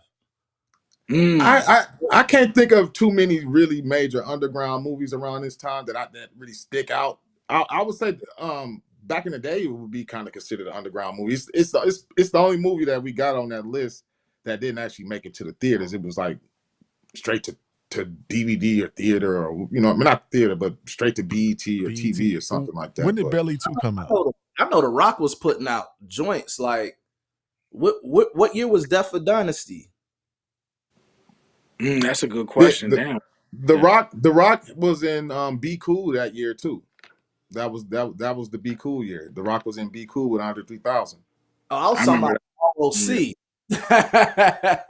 You said what's Yeah, up? the Death of Dynasty. I remember that. Oh, okay. Yeah. Yeah, but because Death of Dynasty, I'm trying to remember what year that was, and then Paper Soldiers, and like I'm trying to remember what years those were. I'm gonna have to look I that thought up. that was it may be this year. Like it's not 05. Like Hey, because it's some it's some stuff we missing hey, from since you 05. brought that up, remember when they was trying to fake like it was like fake beef? Remember when like Dame and Jay now? Remember? Dynasty, Death of a Yeah, Dynasty. remember that they was Yep. trying to act like it really wasn't no beef. But it was all fake, and I guess that was the whole point of the Death of the Dynasty movie, right? Yeah, yeah, Kinda. yeah. Yeah. I I never think got with why they Jay, it was, did I that. think with Jay, it was That's always real. Oh, that was 03. Death of a Dynasty was 03. Okay, 03. Okay. that was real confusing. That was real confusing. And Paper Soldiers was 02. Damn, I didn't know it was that early. Another I'm thing I gonna be noticed real too with you. from the go ahead, Leroy. Now that we're on the subject, Dame Dash, I never understood why you went with Cam. Now I understand that Cam is your real life young homie that you knew from the street. But if I'm a co-founder with somebody like Jay-Z, I'm not gonna cross Jay-Z for Cam. Now now again, maybe that's your real guy. I hear you, I but don't I think that was the never situation. understood that move ever. I don't think, but when you really think about it, Leroy, when you really look at it and go back and Yeah. go back and think about it in real time. When you really look at it, I don't think that I don't think Dame even knew that Jay had a problem with Cam or like really like that. I don't think that he was even thinking about But that shit. but Jay didn't have a problem. Jay always But supported he obviously did Cameron because I mean when you hear Beans talk about it, because they're you know, dissing Jay in their records. Their disses nah, are they wasn't towards dissing Jay. Jay. They wasn't But dissing Jay Jay yet. wasn't tripping. Jay was like, "Go ahead, diss me. I don't care. I'm already They Jay. You wasn't dissing Jay, all day." man. Just because he said They were dissing Jay, bro. two shots for Cam for taking over the Rock. That's They're a diss dissing. now. That's a diss. They're dissing. One thing I am gonna say, I didn't understand the president move and him doing that. But I can say when Dipset got over there to the Rock, it did you could hear people that was a part of the Rock that was basically like these dudes coming in, they got their own offices. These dudes was taking little closets and little joints Yeah. and making closets. Like they was going there and they was really taking advantage of it. And if you listen to the interviews of like young Chris and whatever, it sounded like them guys was kind of lazy. I know young Chris, he was on Math Hoffa show, and he was like, he remember one time when Jay wanted to record with them on the state property shit, set up the time, went to the studio. Freeway really wanted to really go, and they went up going to a party and getting lit, and they never made it to the studio to record with Jay. And Freeway was pissed about it. So it was like, it's little things like that with work ethic that I feel like Dipset, they kind of like, they knew because Cam had Yeah. already game before, and Jim and them, there wasn't, they wasn't a stranger to the industry. So a lot of those dudes on the Rock kind of like let a lot of opportunities fall to the side while Dipset kind of went in there and set up shop. So I can't really be mad at that, but I didn't understand the president of the Rock. I didn't understand. I'm gonna give y'all a reason why I think Dame would do something like that too. When you go back and listen to them even talk about the history of like this time in Rockefeller, right? Dame and Jay wasn't really talking like that. And then Jay wasn't really he was voting against everything. He didn't even want to put out Kanye. It was a lot of things that Jay will just be against without really like having a real true reason for it. You know what I'm saying? Like Because that. So I the think math doesn't make sense. but The reason no, why it's not the Dame was math. It made it's sense to the put out math. Kanye. That was math. It made But sense. Jay It had to was it sign off on Kanye. No, it was a Jay gamble. had to sign off. If yeah, if but Jay what never signed off on Kanye, there would be no Kanye. So somewhere Jay signed off. I He had think Dame was like, Dame look, believed all in. of these artists, are just as dope as you, Jay. And Jay was thinking like, okay, I hear you, but I don't see the math. Like you I don't gotta want to show me turn. where the We could math do this is. all night, man. Y'all know how we can get over Jay. I'm a Jay fan, but I have to be honest with you, man. Like the only thing I didn't understand was a president move for Cam, but like when I'm thinking about how Dame kind of was like pro artist in a sense, to where he kind of fractured a lot of relationships down the line. Like he was the one that believed in Ye, and even Ye said it on the end of the College Dropout when he's telling the story at the end, and he said that like Dame wanted to put him out, and he said, well, at least if this doesn't happen, we could just throw beans and niggas on there to save the album. He already kind of had a plan for if that, like, that's out of Kanye's mouth.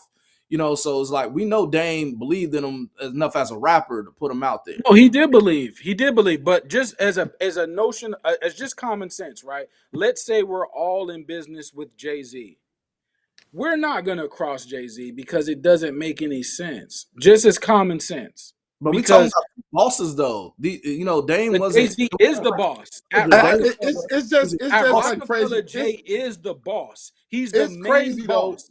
But what's crazy though, that it was some bias, and like I said, I mean, just as a businessman, Jay-Z was putting money into Memphis Bleak. You know what I mean? Like, this dude was not popping like that. He wasn't. Jay-Z signed off $5 million for Dipset. That $5 million out of Jay's pocket too. So we can't do that. He also believed in Beans and gave Beans a lot compared to all that money that pink Range Rover. Who bought that? That's Jay. That's Jay. I don't know. I'm not even. I don't know who bought what. I'm not even going down that lane, bro. All I'm saying is that I'm saying that as far as the vision for the music, I don't think Jay was like he wasn't the music boss yet at this time. You know what I'm saying? Like, he wasn't. Who is the music boss? At Rockefeller. Dame was the music boss. It's not Jay. Dame was the music boss. Dame ain't got no bars. Leo Cohen's the music boss at the time. I'm talking about as far as putting out the artist, promoting the artist. He ain't got no bars. Dame did more promotion other than rapping, and not even really like supporting the guys that he even did the features with. Like, really, you know what I'm saying? Like, I mean, like, I don't want to go down this, Leroy. I don't want to do this with you. I swear I don't want to do this with you. Let me get to the super chat. Let me get to the super chat then. So let me segue us out of this Jay talk. But I do want to talk about Jay at the end of the show because I got an idea. We're gonna revisit this Servon and Mike thing. I know Leroy's got a video with Mike about this. We're gonna do something called the A2H Bowl, and we're gonna do it either on Rumble, on X. We're going to have an Ox battle, Jay-Z versus Nas, the Saturday before the Super Bowl. If we can work it out. I'm trying to figure it out. Okay, that's fire. The A2H Bowl, that's going to be coming. We're going to give information for that. We're going to have Servon and Mike. And then, Servon, Leroy can be in Servon's corner. Super can be in Mike's corner. I'm going to be the referee. And we're going to make it happen. I know Super Bowl weekend going to be busy. I might be in New Orleans, so we're going to make it happen. But anyway, Jermaine Johnson, Drake been acting hip-hop for 15 years. Give credit. That's a good point. And Mad Max, Belly 2 did happen. Belly 2 came out not in 2005. It came out in 2008 and it had the game in it. So Belly 2 was a thing. I don't know if you ever saw. Google it. Google it. Hey, man. We all made a decision. Belly 2 don't exist, man. We never even speaking on that. Belly 2, it never happened, man. We taking back Belly 2. That don't exist anymore. Coming to America 2 don't exist anymore. It never happened, y'all. Okay, Belly 2 never happened, and Coming to America 2, it never happened. It never happened. So no, that shit was a mistake. It never happened. It never happened. It don't exist. It don't exist. Without further ado, let's get to the albums of 2005. Super came up with a list, and I'm about to pull the list up. Where's the list at? 2005. Here we go. So Super, talk to it. So number 5, you had Beanie Siegel, The Becoming. Yeah, I got Beans. It's a fire album front to back. I love this album. This is Beans showing that he is like legit, and this is where Beans is proving that he worthy, man. He's worthy to be on these tracks with Jay. He can make good music with good concepts, great songs. This is Beans' real coming out party. That first album, I mean, it's nowhere near on this level. This is Beans' definite best work of art, like from front to back. So straight up and down Beans, and it's got one of the best songs of the year, but once again, it's on another lovely Jay-Z feature. But it's fire, man. I mean, I don't know what more to keep on saying about this album. I think we talk about this album a lot too. Same thing with Common and B. I'm gonna let you do that. Did you make a list? Because I know this is on your list. Nah, I'm gonna let you rock with the list tonight. Because you know what? Okay. I didn't make a list tonight because the same things you got on your list is on my list. The only thing I would have done is I would put maybe the Minstrel Show at number 5, but that's just me. But go ahead. Okay. Well, yeah, you know, Beans made a lot of noise with this album, and you know, he rapping hand in hand with Jay-Z is very impressive. Great album, great songs.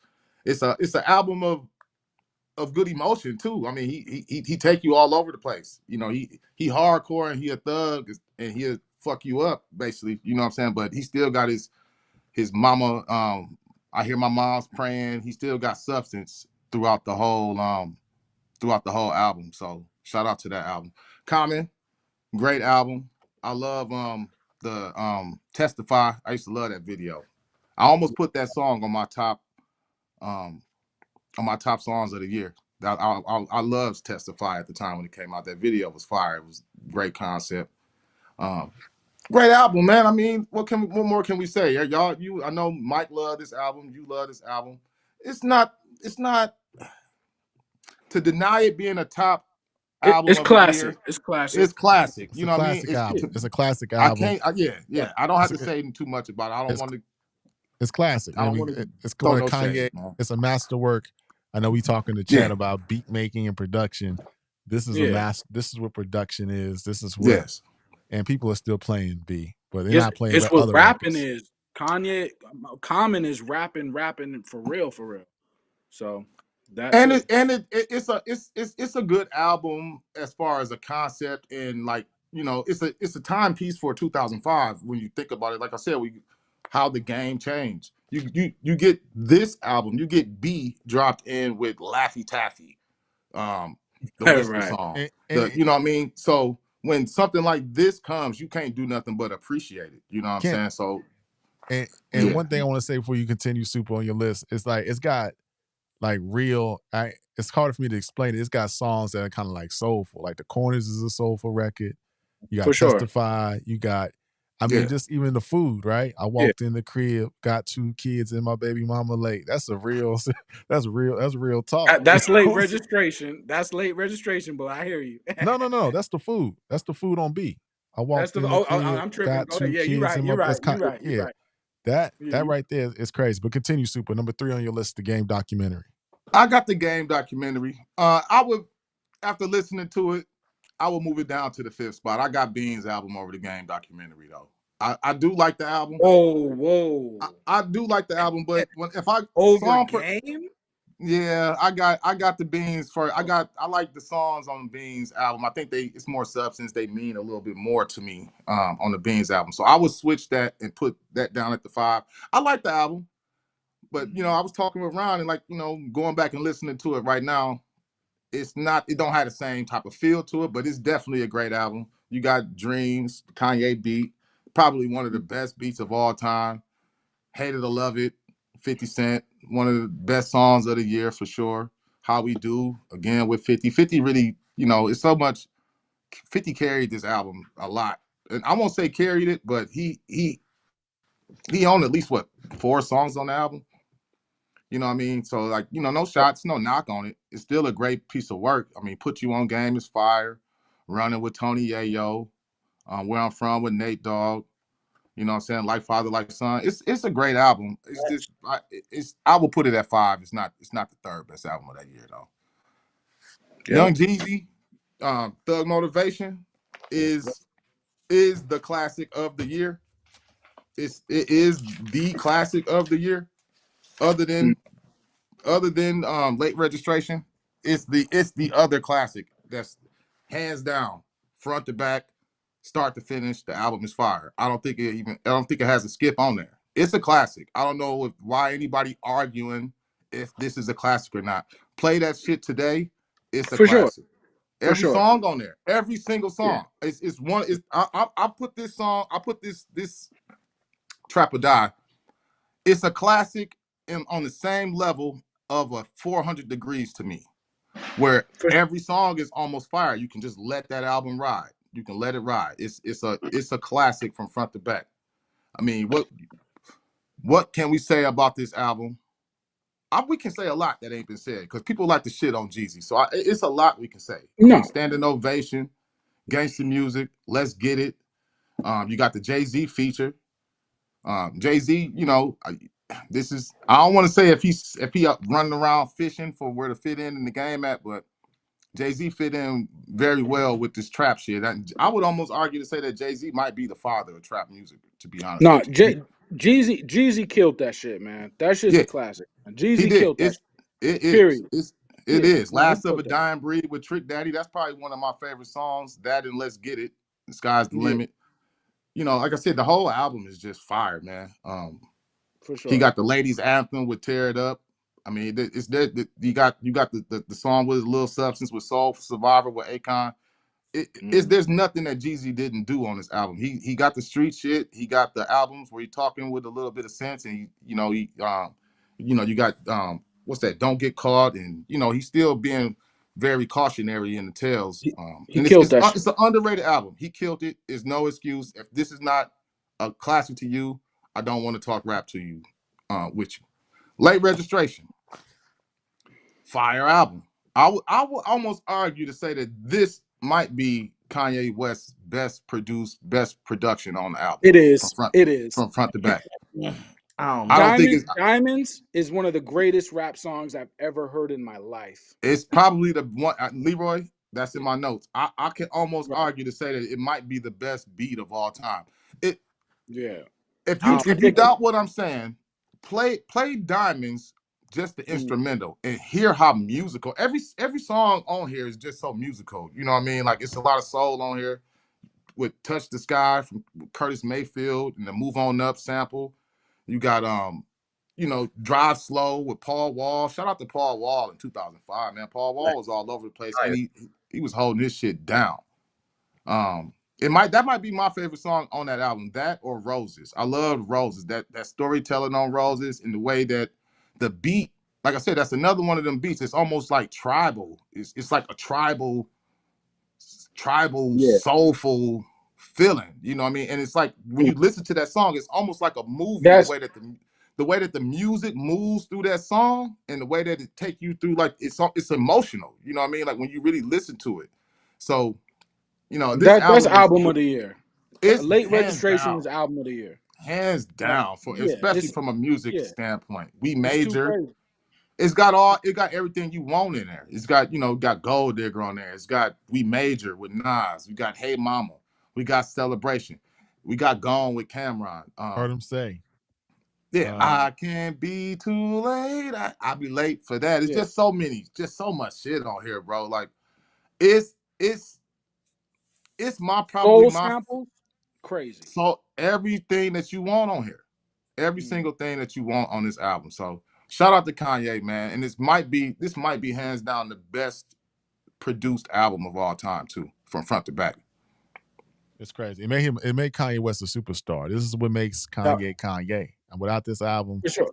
and these are your honorable mentions, Super. You had 3 6 Mafia, Most Known Unknowns. I like popping my collar on that joint. That was my favorite one.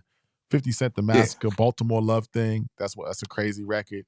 I don't know if y'all remember that record on The Massacre. And a little trivia question: this was called the St. Valentine's Day Massacre. They had a different kind of rollout plan for it. It was going to be released on Valentine's Day.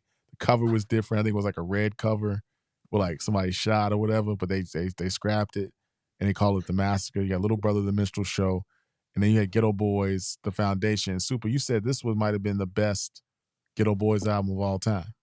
This is the best. This is the best Ghetto Boys album from front to back.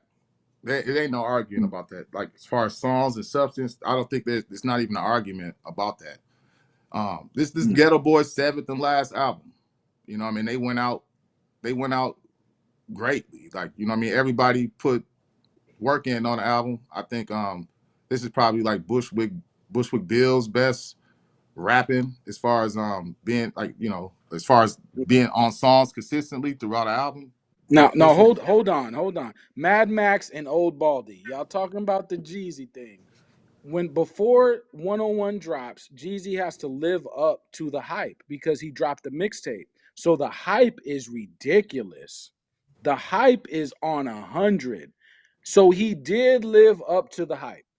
We got come on, Mad Max and Man, listen, Old Baldy. like I He said, did live up to the hype. no matter what we want to say, in 2005, there's nobody hotter than Jeezy. And like I said, I don't know anybody in 2005 that's not bumping that shit in one way or another. Like who hates Jeezy in 2005? Like where are these guys? Nobody. On both. Nobody. Yeah, I mean, you don't have no Nas album to pick from. You ain't got no J album to pick from in 2005. This is the hip hop that's being presented in front of us. So what are you doing when everybody else is listening to Jeezy and having fun and partying and kicking it? And like, what you doing? Like, what, you know what I mean? Like, you just hating? You just sitting back and talk about get your mind right, ain't popping and go crazy, ain't a nice track. You know what I mean? Like, what are you doing? Like, there was a reason he lived up to the hype. That was his year. There was a reason no other rap artist came out when Jeezy dropped. And that month of July 2005 was him and Missy. And one thing somebody said in the chat, I think I kind of glossed over it. When I look back at the Masker had some joints on it. Had In My Hood on it. It had God Give Me Style, Give Me Grace. I was gonna actually go with Masker over the Be Coming because there's joints I can name. Baltimore. I like the Massacre over Becoming. Ski Mask, Rider Music. You know, Rider Music, just a little bit. Piggy Bank. It's songs. Only reason why I didn't put it on there is because it's songs that I kind of hate. Like I don't like Piggy Bank. You know what I mean? I'm not a big fan of Candy Shop. Candy Shop.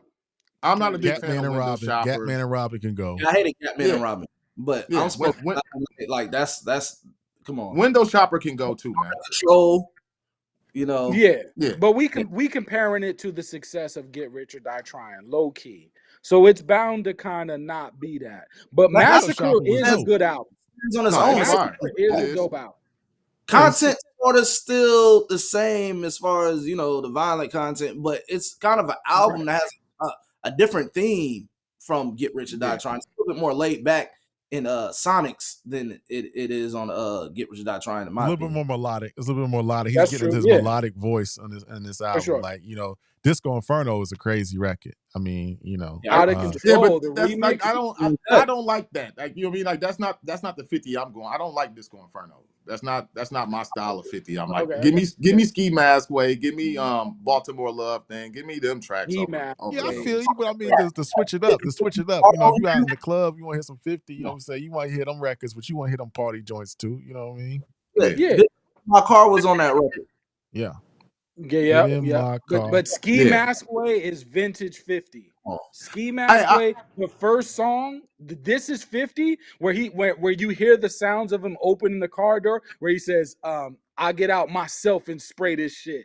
Like when you hear the car door open, that shit is fire, bro. Fire. What's the name was fire too? Like I you know, out of what's the song? Damn, I just forgot. 50 It kills. was the other radio song that he had on there.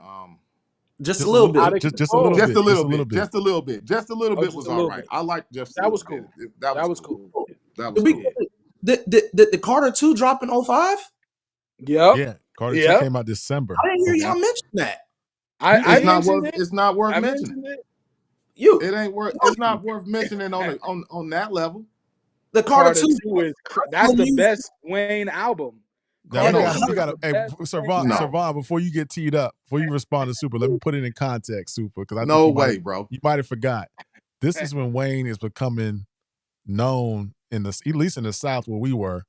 He's starting to be known as a rapper that's on his way to the elite class. He's separated himself from Lil Weezy. Now he's Lil Wayne. He's not the young Cash Money hot boy dude anymore. He's solidifying himself as a rapper. And I know at the time he was going on a tour in the South, and folks was like, his legend is growing. The people like, man, I went to the club the other night and Wayne was performing, man. That's the best performance I ever saw in my life. And these are dudes that wasn't even in the Wayne like that. So Wayne, at this point in 05 with Hustler Music, you had, I like that Receipt record on that joint. You know what I'm saying? Like the Receipt joint. Yep. You got a lot of records. So Servan, I teed you up, man. So explain to Super why this record is important in 2005. See, the Carter is like a cult classic. You know, it has joints on there. But like the Carter 2 is like when Wayne is really coming into himself and he's preparing the world to see that he's about to be the best rapper alive. This is the album. Well, yeah, the first album is where he claimed himself best rapper alive on Bring It Back. But The Carter He got 2. best rapper alive on this album. Yeah, but the first time he said best rapper alive, it was at the end of Bring It Back on the Carter on the first best rapper alive since the best rapper retired. Yep. But the Carter 2, come on, man. It had Money on My Mind. It had the joint with Corrupt on there. It had Best Rapper Alive. It had Shooter. It had the one with Corrupt is called man, the Fly-In, Hit 'Em Up. The intro. Oh man.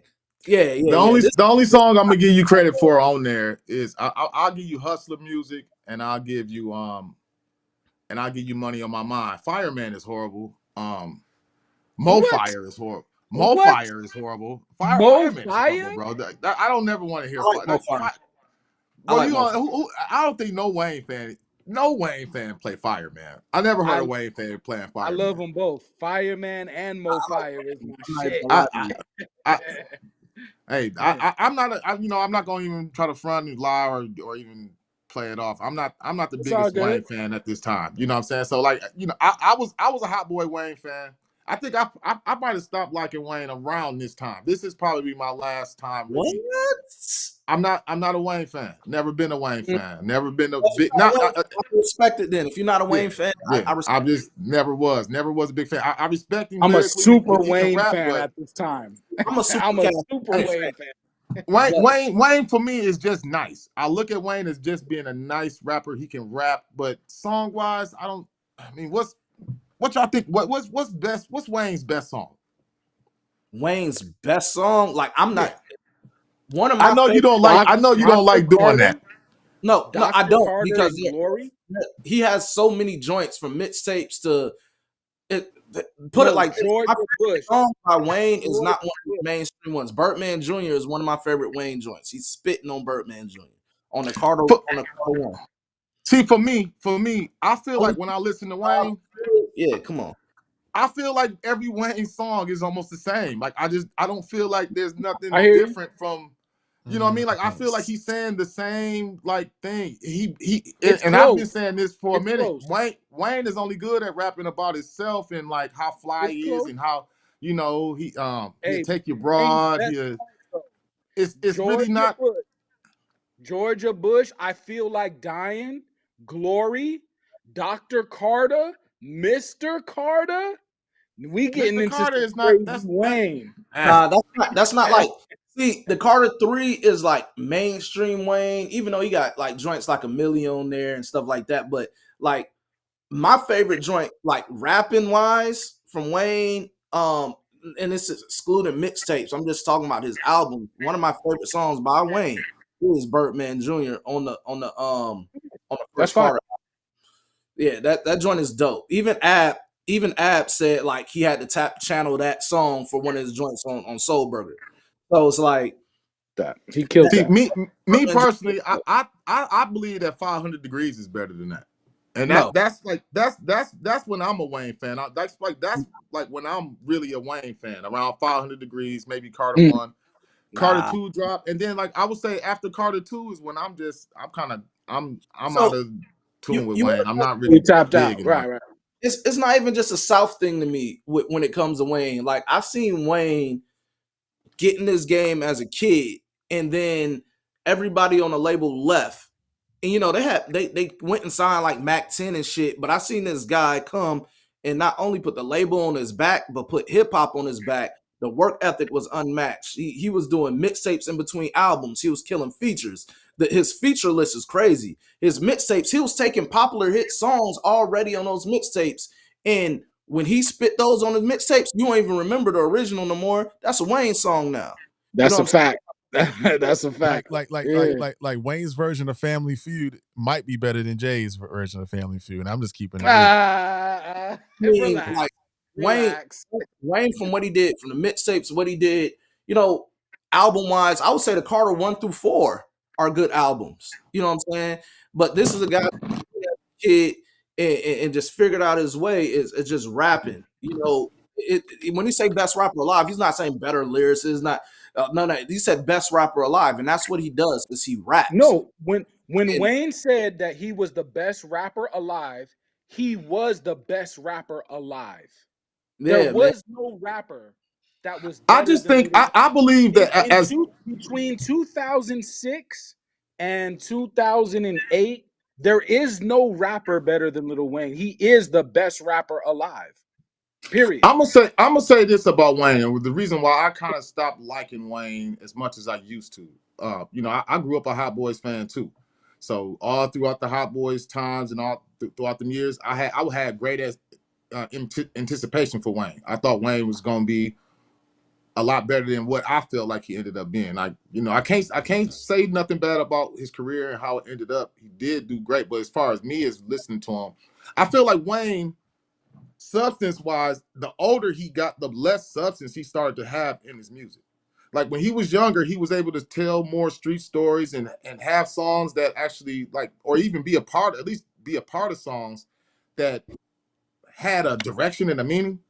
And I feel like the older he got, he just started making hip hop Well, songs. He just started well, just being, he just started I could making I could see that. just, I could you see know what I that. But mean? in those times he became abstract. So Ghostface doesn't have a lot of meaning if you don't want there to be meaning there because Ghostface is abstract. So at some point Lil Wayne became abstract. So when he makes songs like America, what's that song?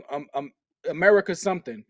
It doesn't have no meaning if you're listening on the surface. But when you listen with an abstract ear, then it does have meaning.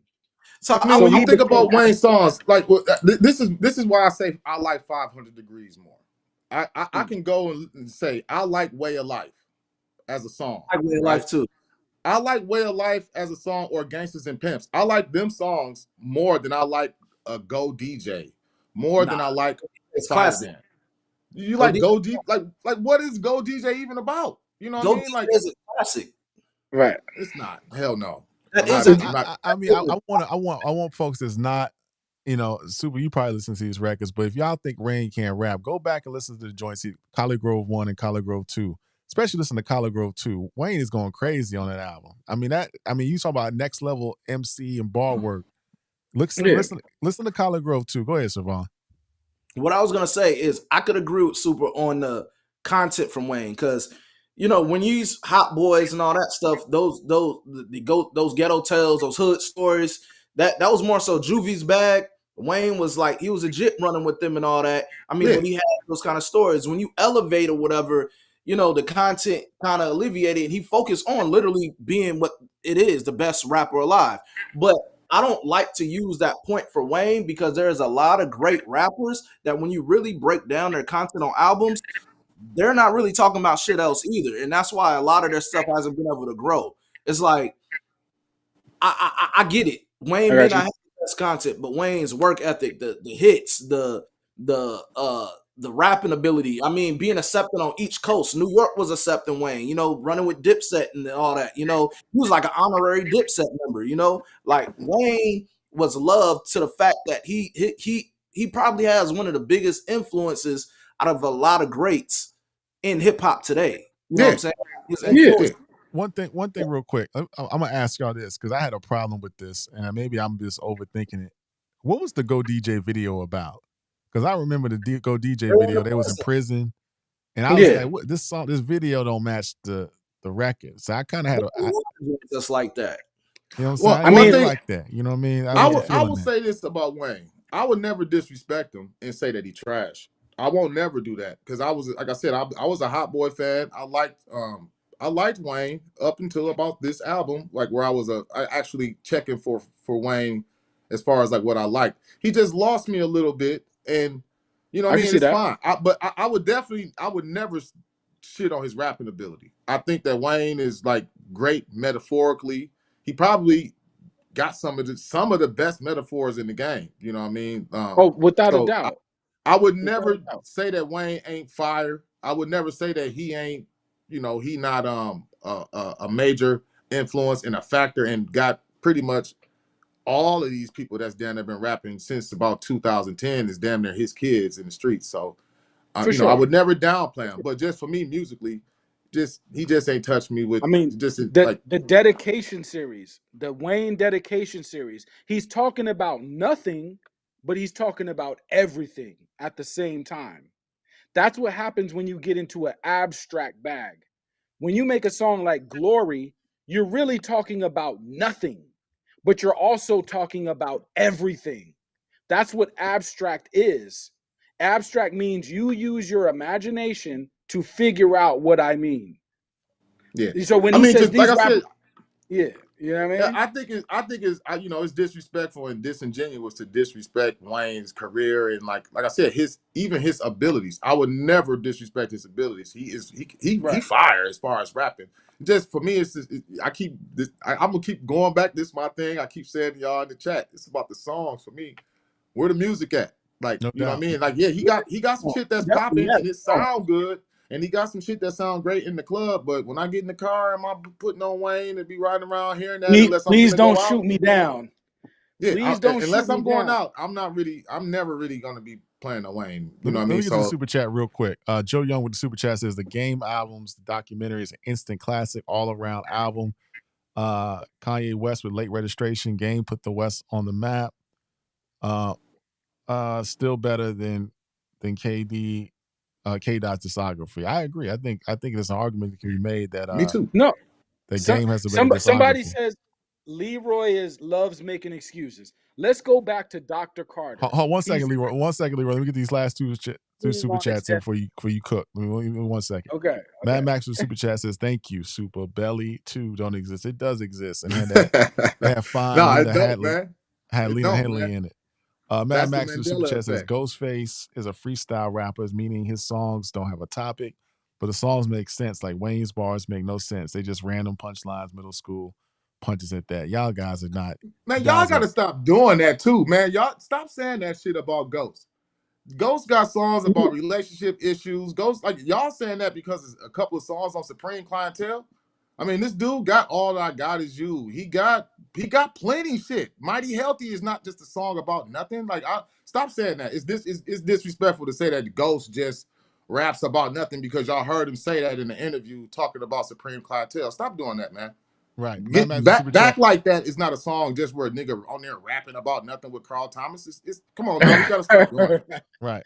Mad Max with super chat says, "In the 210s, if the 210s, the 2010s is his kids, and we say the 2010s are weak, then Lil Wayne is also weak. Heard his raps and started mumbling because Wayne ish was pure babble." Nah, I think Bro, I thought that at one point. I thought that Wayne wasn't that guy to actually sit down and listen to him.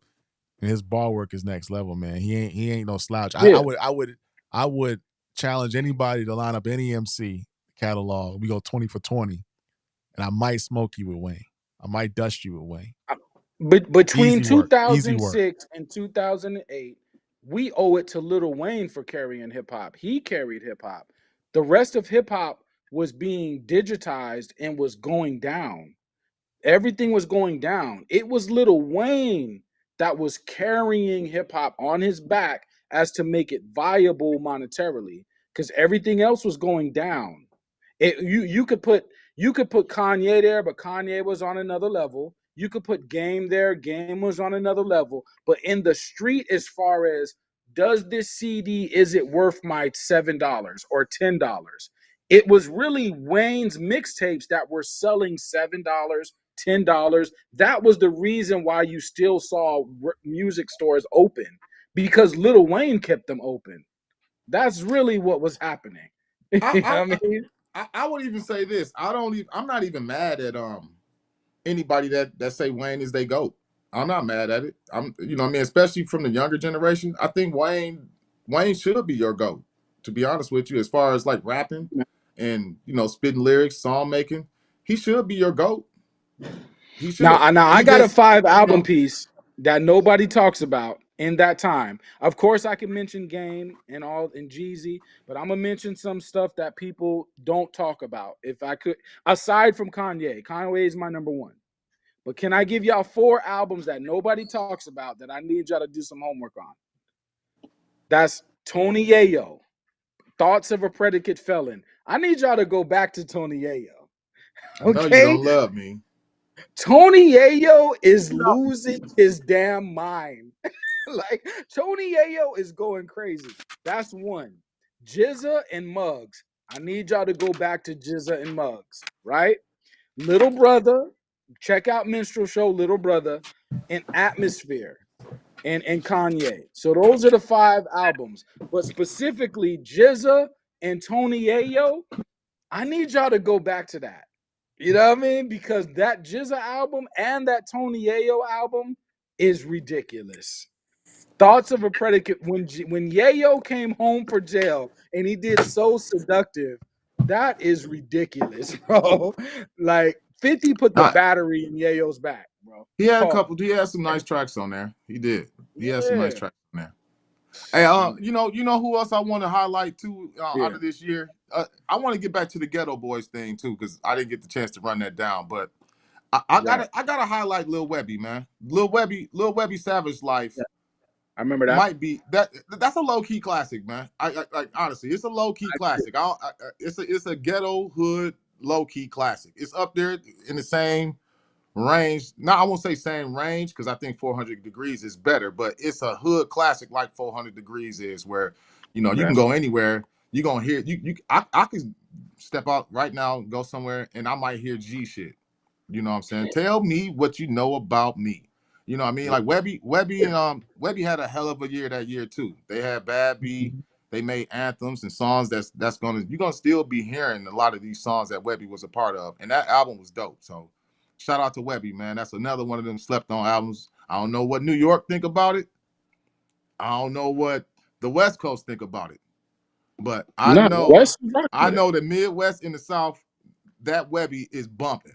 Webby definitely That shit was bumping. in the South. Yes, Webby hands down. Yes, he did. Yeah. Yeah, the West and the South is like brothers. So whatever's popping in the South, the West is on it. You know what I'm saying? The West knows it. So Webby was definitely, the females was on Webby. Like, I'm not gonna lie, like the females was buying Webby. Like, but Hey, Webby, yeah. hey, I see people in the chat, man. If I don't know what you was doing if you wasn't bumping that Savage Life. It could be like regional. They could have been out. They could have been up north or whatever, man. But hey, they they could. had to be locked up or something. Yeah, like what I don't know what was going on. You couldn't go outside or something. Like something was happening that you know, or you was just straight up hating on the South. Because I don't know how you was not bumping that Savage Life. That Savage Life was the shit. Females love that album too. Females really like that Yeah, album. it was on that. They was on Yeah. that. Yeah, Crazy, yeah. crazy. Paul Wall actually had one of those sneaker albums in 05. Mm-hmm. Yeah, he had a decent album in 05. Bun B Sitting Yeah. was sideways.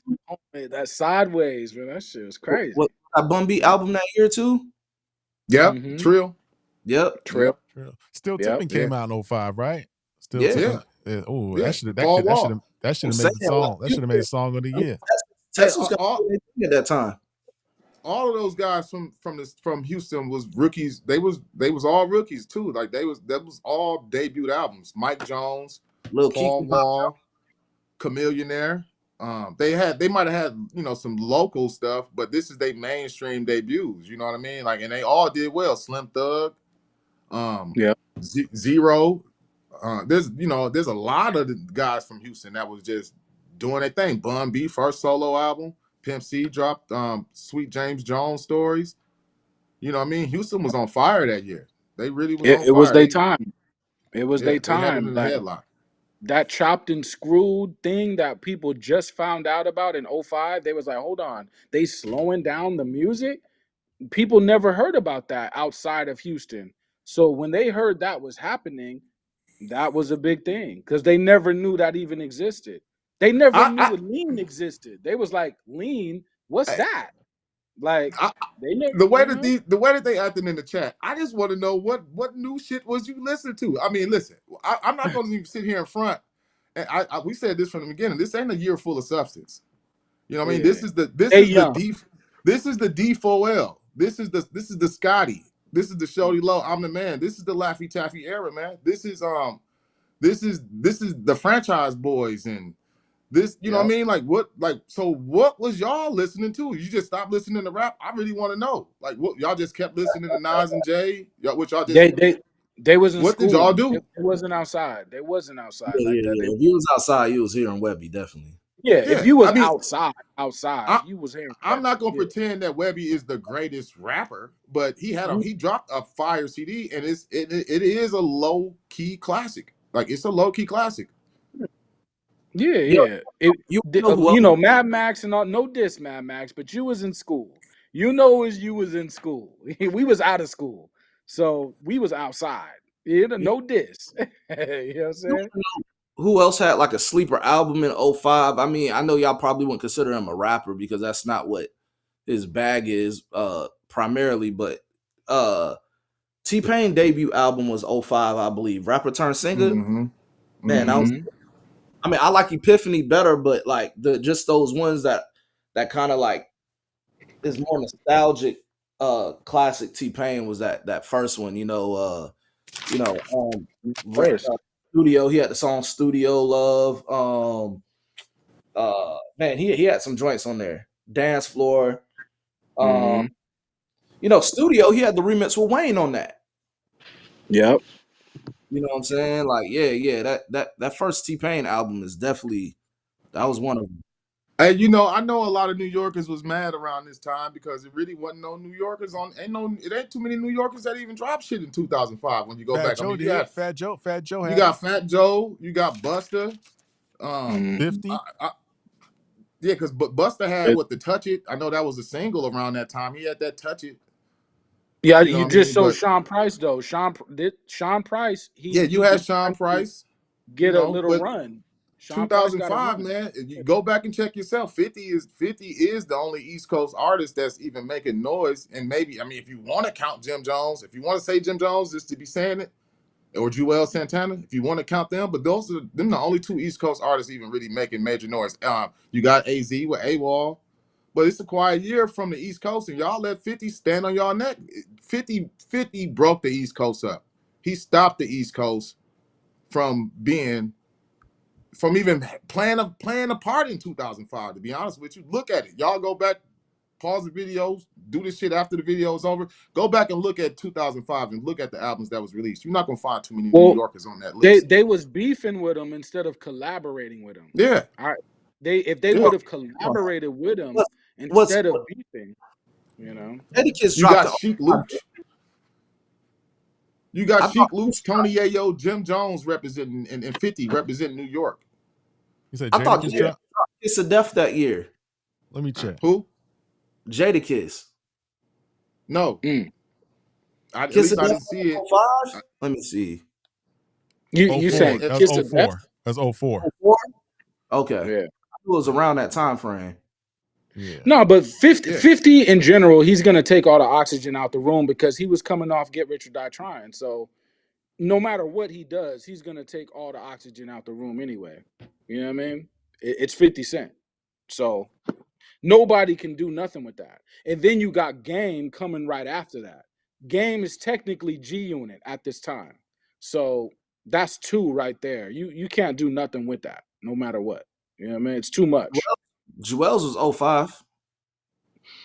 I like Jewel's albums that time because Jewel's, he represents young guys. And at this time, I'm a young guy. So I'm listening to Jewel's for the young perspective.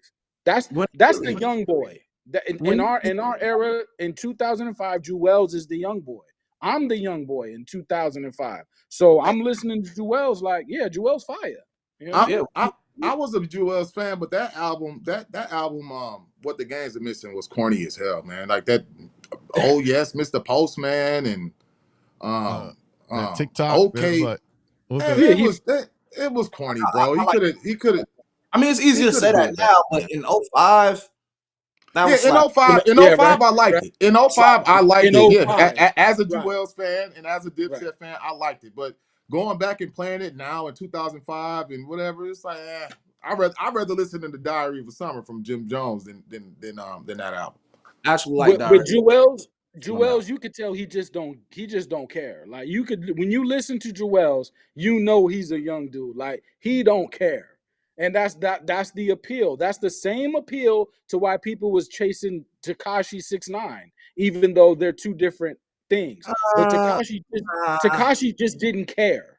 So people was like, I don't care. I don't give a fuck attitude about nothing from Jewel's. It was more so he was just a fresh young nigga from Harlem. Like, and he could spit. you know, I that's what I got from it. You know, when you really think about 05, you talking about the production coming out of New York, it was really just June and Dipset.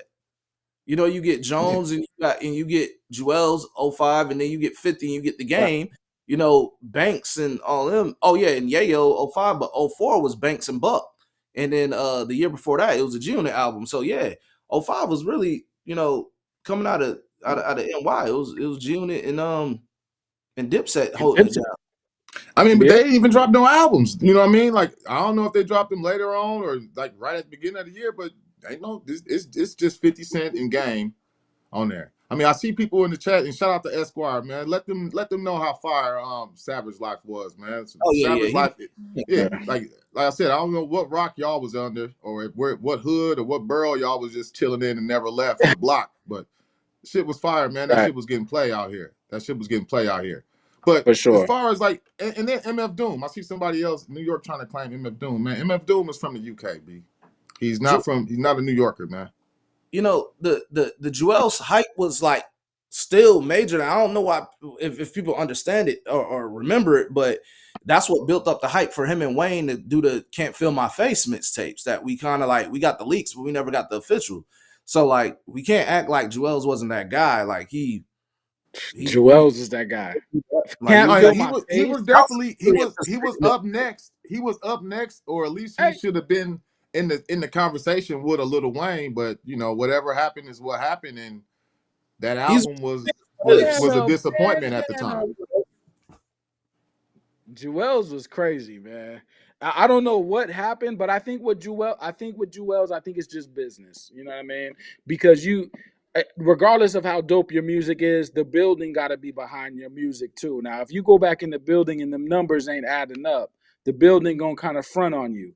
So when he goes back into Def Jam and maybe they thought them numbers wasn't adding up, maybe they kind of pulled back a little bit on the support that they would give a Jewels. And I'm not mad because when they pull back support, Jeezy's in the building, Rick Ross is in the building, there are other players in the building. So I see the play, you know. But Jewels, he did his thing, man. He's just, I think people were expecting a lyrical bar from him. And when that didn't happen, they were just like, oh, well, we thought something lyrical was gonna happen. Where he was lyrical, but he was just more like he's in his early 20s. How much life experience does he have?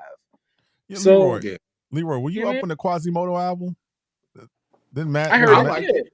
Yeah, Yeah, I Yeah, liked it.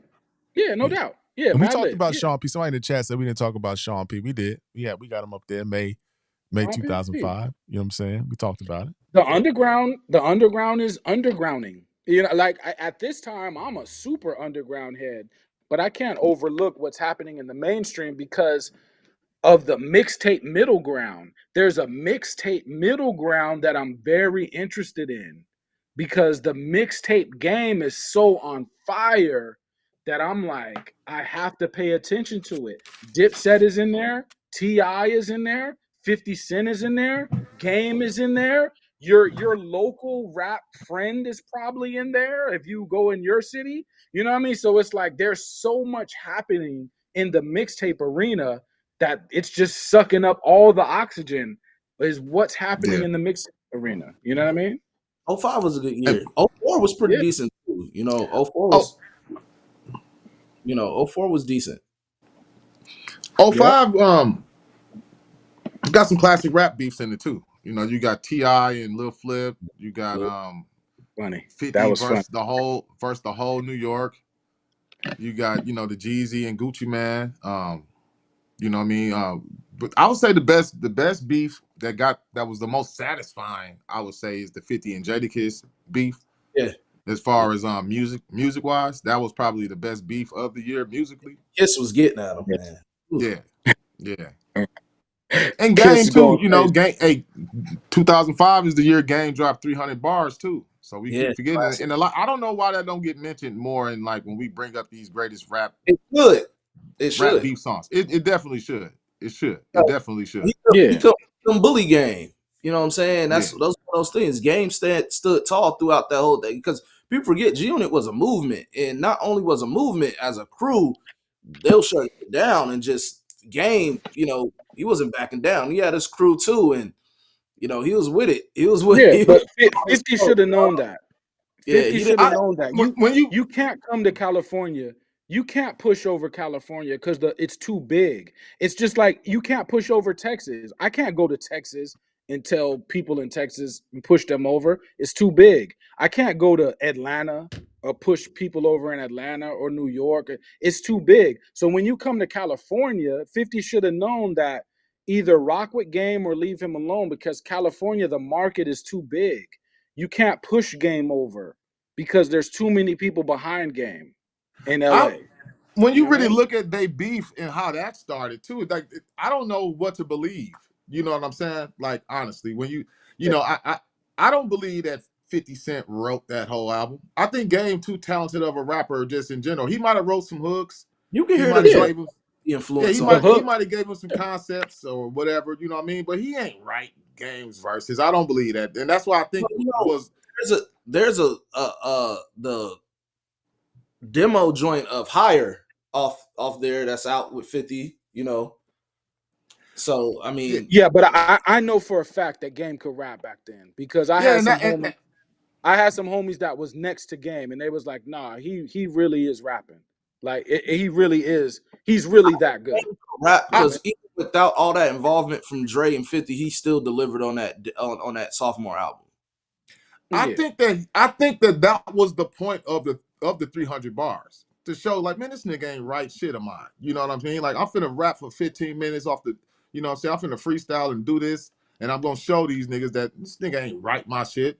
And you right. know, they whole beef is really like I said, I don't know what to believe. I mean, when I got to go back into real time because I was there, I lived this Well, shit. what So the beef was, 50 was like, "Look, Game, I have issues with Jadakiss, I have issues with Fat Joe, and I I, have issues with Ja Rule. Either I you're think gonna that's be with bogus. me or against me." And It Game was really like, "Well, I'm a new artist." I think that was bogus at the same time, and let me tell you why. Let me tell you why. Not to cut you off, Savon, but I think But it's bogus because when you listen to them talk about this throughout their history, right? Game had beef with Jay Z, and 50 was supposed to have squashed the beef between him and Jay Z. And now look how 50 and Jay got beef down there still. So they didn't even squash it, but because Right, they didn't want to bag up Game against Jay Z, right? So when it came down to 50 and 50 beefs, Game didn't want to diss Jadakiss and Fat Joe and you know and Ja Rule. He liked them, you know what I mean? So it was just like, well, if you ain't gonna be a part of my beef, I'm not gonna be a part of yours. And you know, 50 being 50 and having the power to do what he did, he kicked him out of G Unit when he heard that he said that he wasn't gonna be in the beef with Jadakiss, Fat Joe, and whatever. And I think 50 even now would say that that was a mistake. It was stupid. It was kind of petty for him right. to be like that. You know what I mean? Like at the he was same never time. So signed to G Unit though. he yeah, he did end up being signed to G Unit. He never signed to G Unit. They I put don't him want on to say like signed, but he became affiliated Well, and a part of them. Yeah. didn't 50 and Jimmy Henchman have beef, and then Jimmy was managing Game, or was that later? Was that yeah. later on? No, Was that's true. But at the end of the day, the Game can't inherit 50's beef because the Game didn't grow up with 50 Cent. But I think that Tony Jimmy Yayo, Henchman shit was deep though, and if yeah, you supposed to be my Yeah. guy, you rolling with some people that allegedly has something to do to set me up. Now I can't rock with you. You know what I but mean? bro, you had beef with Supreme. That's not Jimmy Henchman. That's not you had beef with Supreme. And Now he had beef with both of them though. even if you had beef with Henchman, Game is from California. He's not. He doesn't have anything to which do with didn't make 50. more sense of why Hinchman is your manager, knowing the Yeah. background beef Jimmy with That's right. Pop. Henchman was If you game got beef manager. with somebody Yep. out in Cali, I ain't gonna come to Cali and rock with the people you got beef with. I'm just not gonna do it. You know what I'm saying? That's just Yeah, me. but you're forcing Game into a situation where he must agree with you. Where Game grew up in Compton, he don't know, like he's not familiar with Queens politics. He But don't once And you that's know. know, though, He how Familiar you with doesn't. move. Hinchman, though. He's familiar with Hinchman. If you have respect and you say that Pac is your Right. guy, I hear you. the affiliation with Jimmy Hinchman was crazy. to keep But it static. Henchman got a whole other life though. Like when Henchman was in the music industry, But we was looking at Henchman as a music guy. We that wasn't these even guys looking got at him as crazy. a street guy.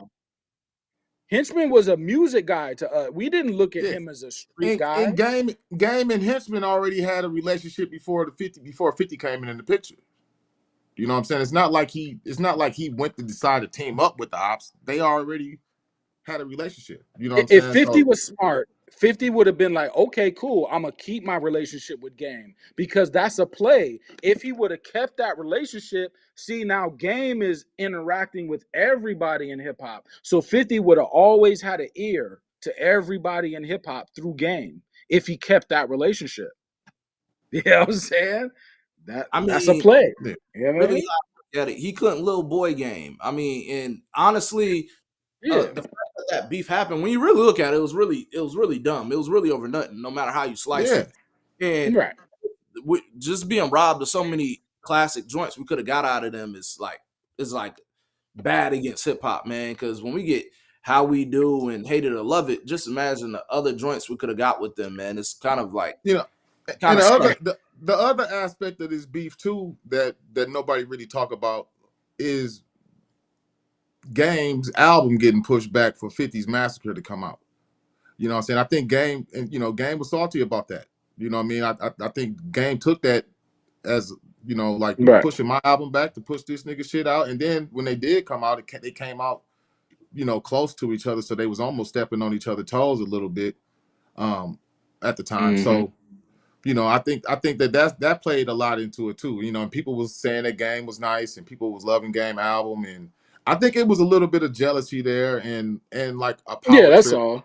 I think it was a little bit of Yo, jealousy and a power trip and a power play from 50 on that I think side. it was actually more strategic image. to have Game drop around the same time as him. I think that was perfectly done as strategy, because if you have these two dudes that are featuring you, like when you doing this with 50 and you're lyrically going back and forth with 50 on a joint, and then they're anticipating this album, and then you anticipating the sophomore joint, it's kind of like you giving them a choice that not you don't have to go in there and pick one or the other. You go in there and buying both of them. It's a win for that squad. So I think That strategically too.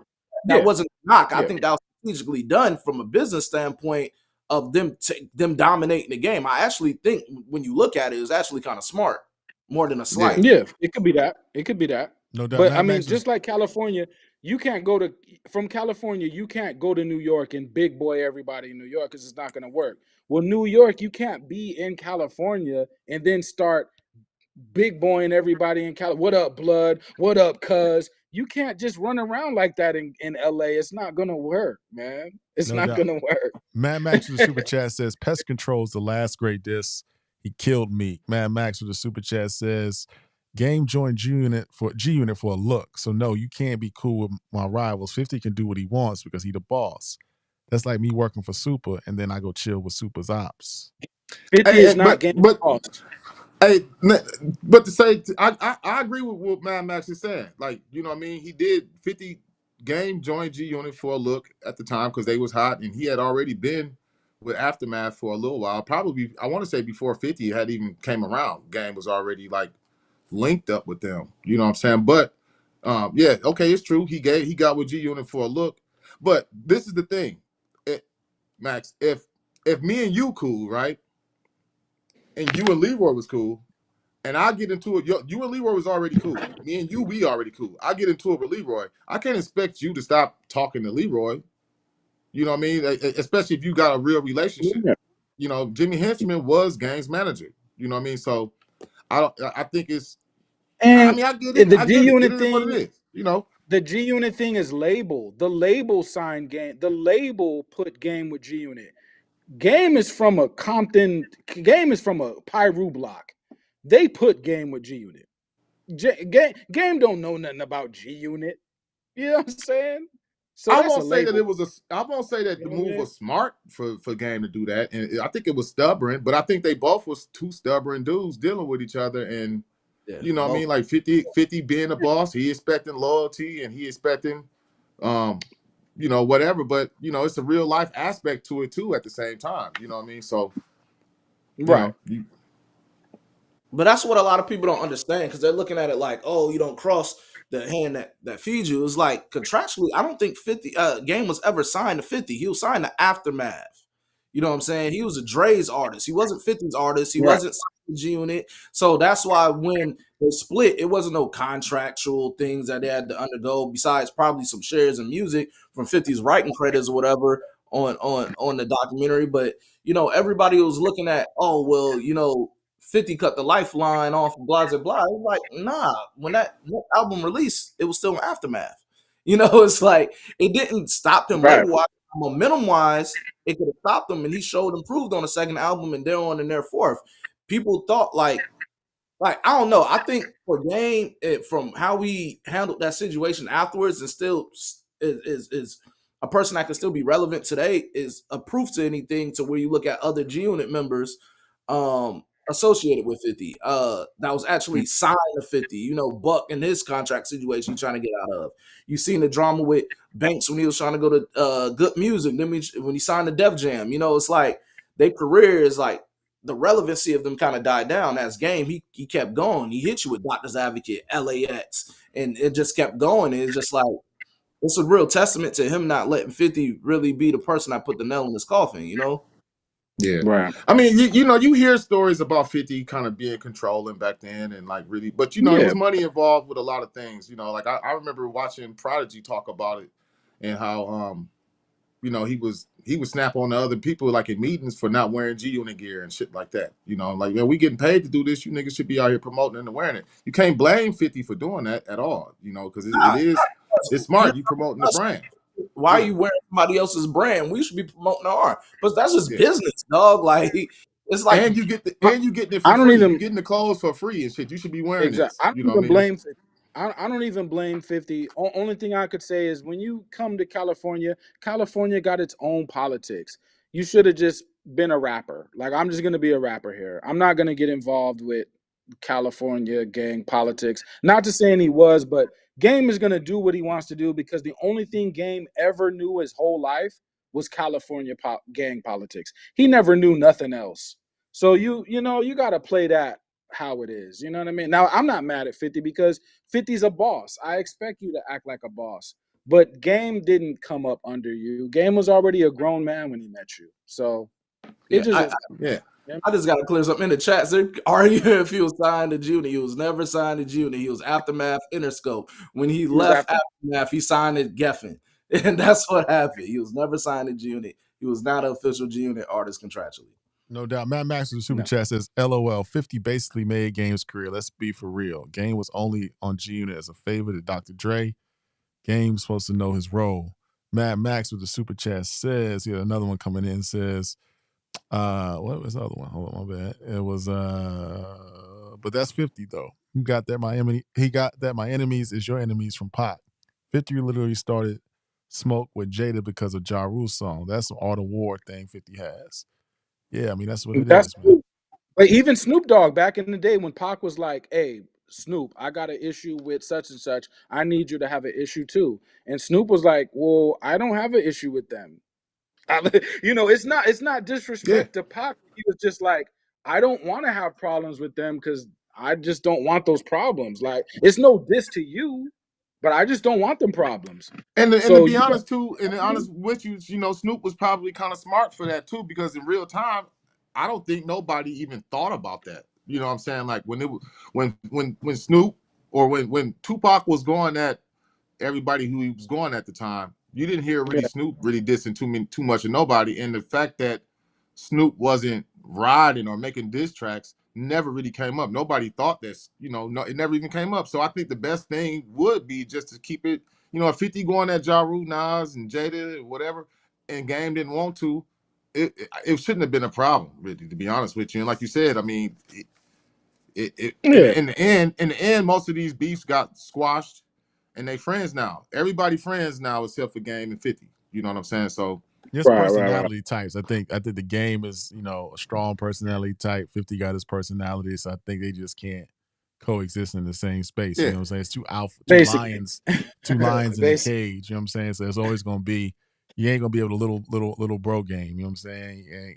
Even though Cam and 50's beef wasn't that serious, I never would have thought that I would have seen Cam and 50 cool before Game and 50 would would have figured out something by now. You know what I'm saying? So, but see, it is what it game is. is willing to be cool. Like that's what I'm saying. Like in a LA politics, you can be cool with somebody who you had beef with for years. Like they'll mess around and be cool the next year.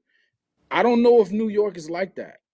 So it's like a game is willing to be cool with 50, but 50 is like, nah, like once we're enemies, we're always enemies forever. Game is like, we don't have to talk to each other, but we could go on the road and make money together. Like we don't have to chill in each other's dressing rooms, but we could make money. Like, you know what I'm saying? Like I can be cordial, you know what I'm Hey, saying? But 50's like, nah.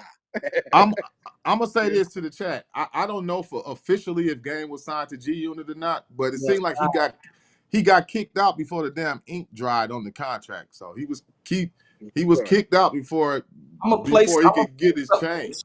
something so we can Yeah. end this. There we go, You'll guys. never know. Yeah, I mean he was kicked out before the ink could dry on the contract or before he got his G Unit chain. You know what I'm saying? So California had one big rapper at that time. The only big rapper California had was the Game. So of course Game is gonna boss up because that's the only thing he can do. So hey 50 should have understood that. It's You know what I he not mean? was letting me hey add the he was link. running around saying so you know what I mean. He So did. he made. I mean, if you did, I thought he was too. So I really don't know the answer to that officially. But if he was, he got kicked out before anything got popping for him as far as G Unit goes. Like, they had Yeah. some mixtapes or It won't let me add the link to the chat. I actually got the link to the actual thing when he talks about that all stuff. So to shut that down. yeah. Yeah.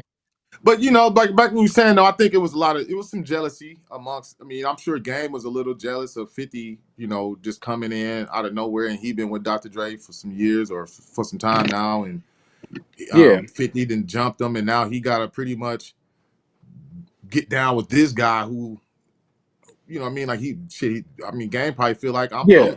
I should have priority and shit or something in some way. I'm sure it was some type of jealousy there, and if you really notice, Dr. Dre and Game ain't really cool either. So I think Game really probably felt some type of way about the whole thing in the long run. You know what I mean?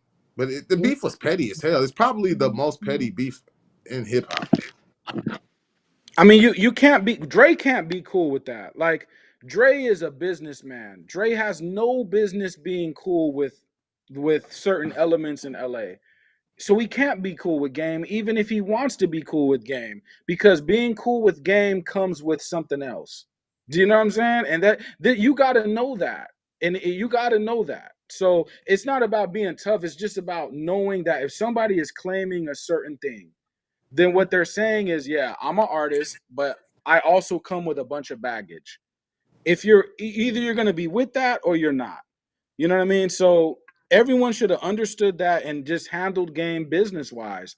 There's no right or wrong here. I can understand 50's perspective and I can understand games. It's just unfortunate that they didn't link up because even if you look at Wu-Tang, Park Hill and Stapleton, they wasn't always cool, but they knew how to link up in order. Now they're both from New York though, but I wish that 50 in game would have just squashed it, be like, let's just link up because it's too powerful us being together versus apart.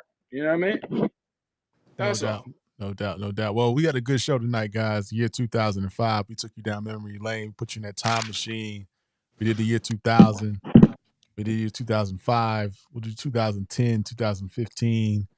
And maybe we'll go 5 years into the future and give a show about what rap will look like in 2030. You know what I mean? But before we get out of here, let's give our final thoughts Robots. tonight.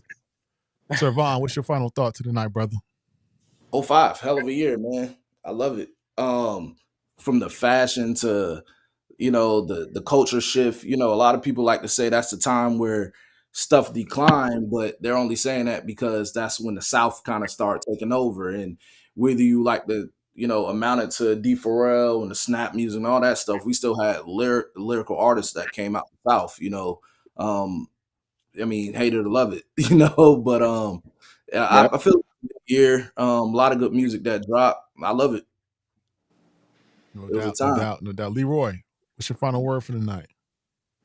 No, 2005 was popping. You know, every 5 years, you know, something great is going to happen because that's 5 years. You know what I'm saying? So, in the next 5 years, something I'm sure great is going to happen. So, we do these little homework, little side missions so we can see where we've been to know where we're going. That's all.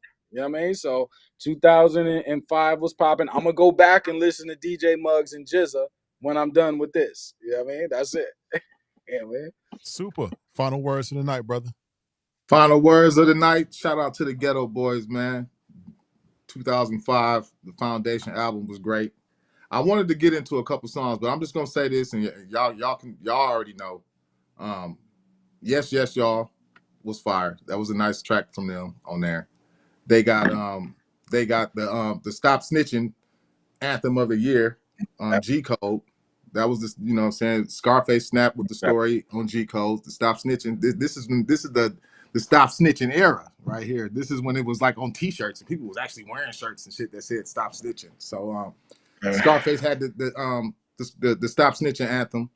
And on this album, I Tried might be one of the best songs of that year too.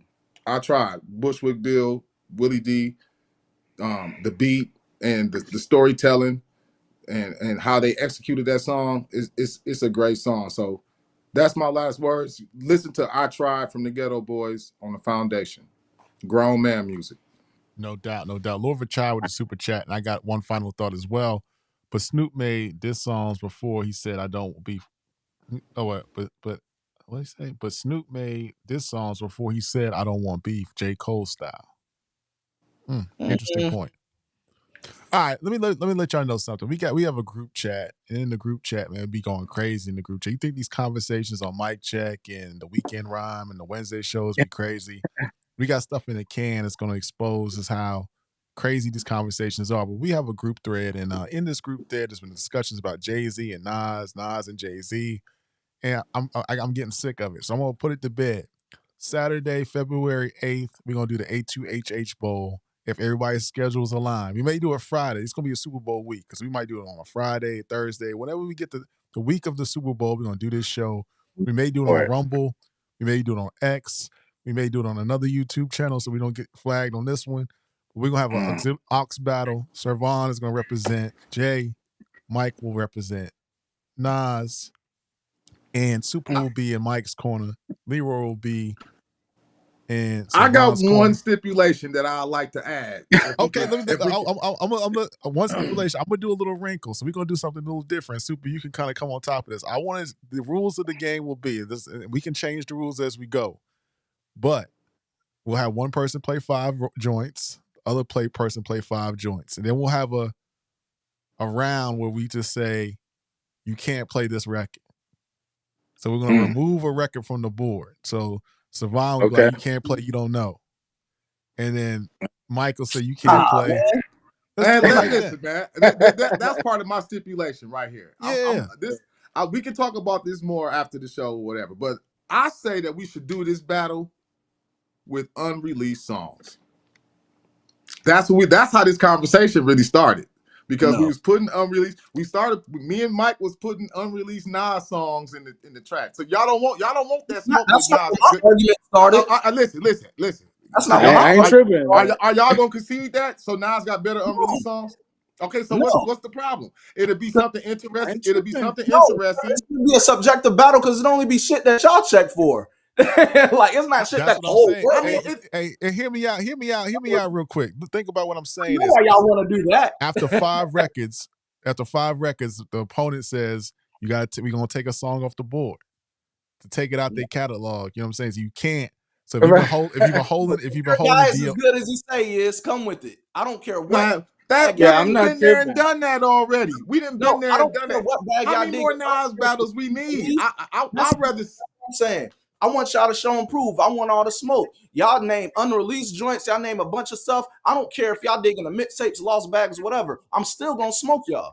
Bro, I'm just saying in this battle, just to make it. Y'all say Nas is y'all guy. I want y'all to show and prove. Hey, just to make it interesting for the fans, because our fans know their catalog. I know their catalog. Unreleased joints. Y'all don't know them tracks. You can't tell me y'all know half of them tracks I put Yeah, up in the but chat. I mean, even Y'all, if y'all, you come play, on now. an unreleased track, if you play an And unreleased track and the crowd doesn't even know the track, how much points you gonna get if they don't even know it? You know what I'm that's how saying? we can judge it. We can go off of unreleased, not very known songs. Cause y'all know Okay. Jay ain't got them. Y'all know Jay ain't got them. That's why Nah, y'all that's the really only don't way want you that. I don't y'all know gonna that. I Hey, don't we know that. challenge y'all. We Hey, put challenge his y'all. And music Leroy, out. the thing that what Leroy put in the chat was not a good representation. You know that, Leroy. That was not a good What? representation of that unreleased J track you put in to try to compete when I was Reach asking the for the music. top? Reach the That top that is a man, dope ass that wasn't record. messing with none of them unreleased tracks I put in there from Nas. I mean, but unreleased though, that's a small bag. You're gonna deal with 10 Nas unreleased and 10 Jay-Z unreleased. I think That's y'all only scared. 20 songs. Y'all scared, man. You think? Y'all scared of that unreleased music. Is I don't care what bag of Nas y'all dig into. I don't care. Any bag. I'm Any with it. bag. Any I bag, don't and I care. guarantee I'm gonna smoke y'all. I guarantee it. I mean, we done been through the Nas and Jay battles with the known commercial shit. Now it's time. Let's put them on. Let's put the crowd up on So some of that Hey, unreleased. B-side. Let's put them B-side. up on something, dig him The whatever middle bag. ground is B-sides. If we do man. B-side, that's a middle ground. I We told can y'all go middle Nas. ground. I No told y'all in holds the chat. barred. Dig him Nas whatever. got throwaways that's better than half of Jay catalog. Prove it. I don't know I'm about willing that. to And do we it. will, and we will I'm Nas prove willing ain't to it. got do no it. choice. We will prove Nas it. ain't got no choice because he ain't got no commercial records to deal with Jay. We So will Nas prove ain't it. got no choice. We will prove it. Super Bowl week, the A2HH Bowl, the inaugural A2HH Bowl, Jay-Z versus Nas. We'll have it. We'll give the details. I got some rules I want to do to make it interesting. We're going to get in the chat, work it out, but it's coming. Servon and Oh, Leroy, Super and Mike. I'll be the referee, let's do it. and we make it happen. We make it happen. But Let's anyway, do hit like and subscribe. Thank you for tapping in with us. YouTube's really been tripping about our notifications. Check your bell icon. Check your notifications. Make sure you hit like and subscribe. Leave a comment. I don't know what's going on with the algorithm. I don't know if the spam has something to do with it. They're hating on us, but make sure you tap in with us. If you're not following us on X, follow us on X, and follow us on it, man. Facebook. Follow us on here, and have a good evening. And we appreciate y'all, man. Thank you for tapping in the year 2005. Peace. Salute. Yes, Y'all ain't sir. ready for it. Y'all don't want that unreleased Nas smoke. I know y'all got y'all shivering over there. Not at all. Right.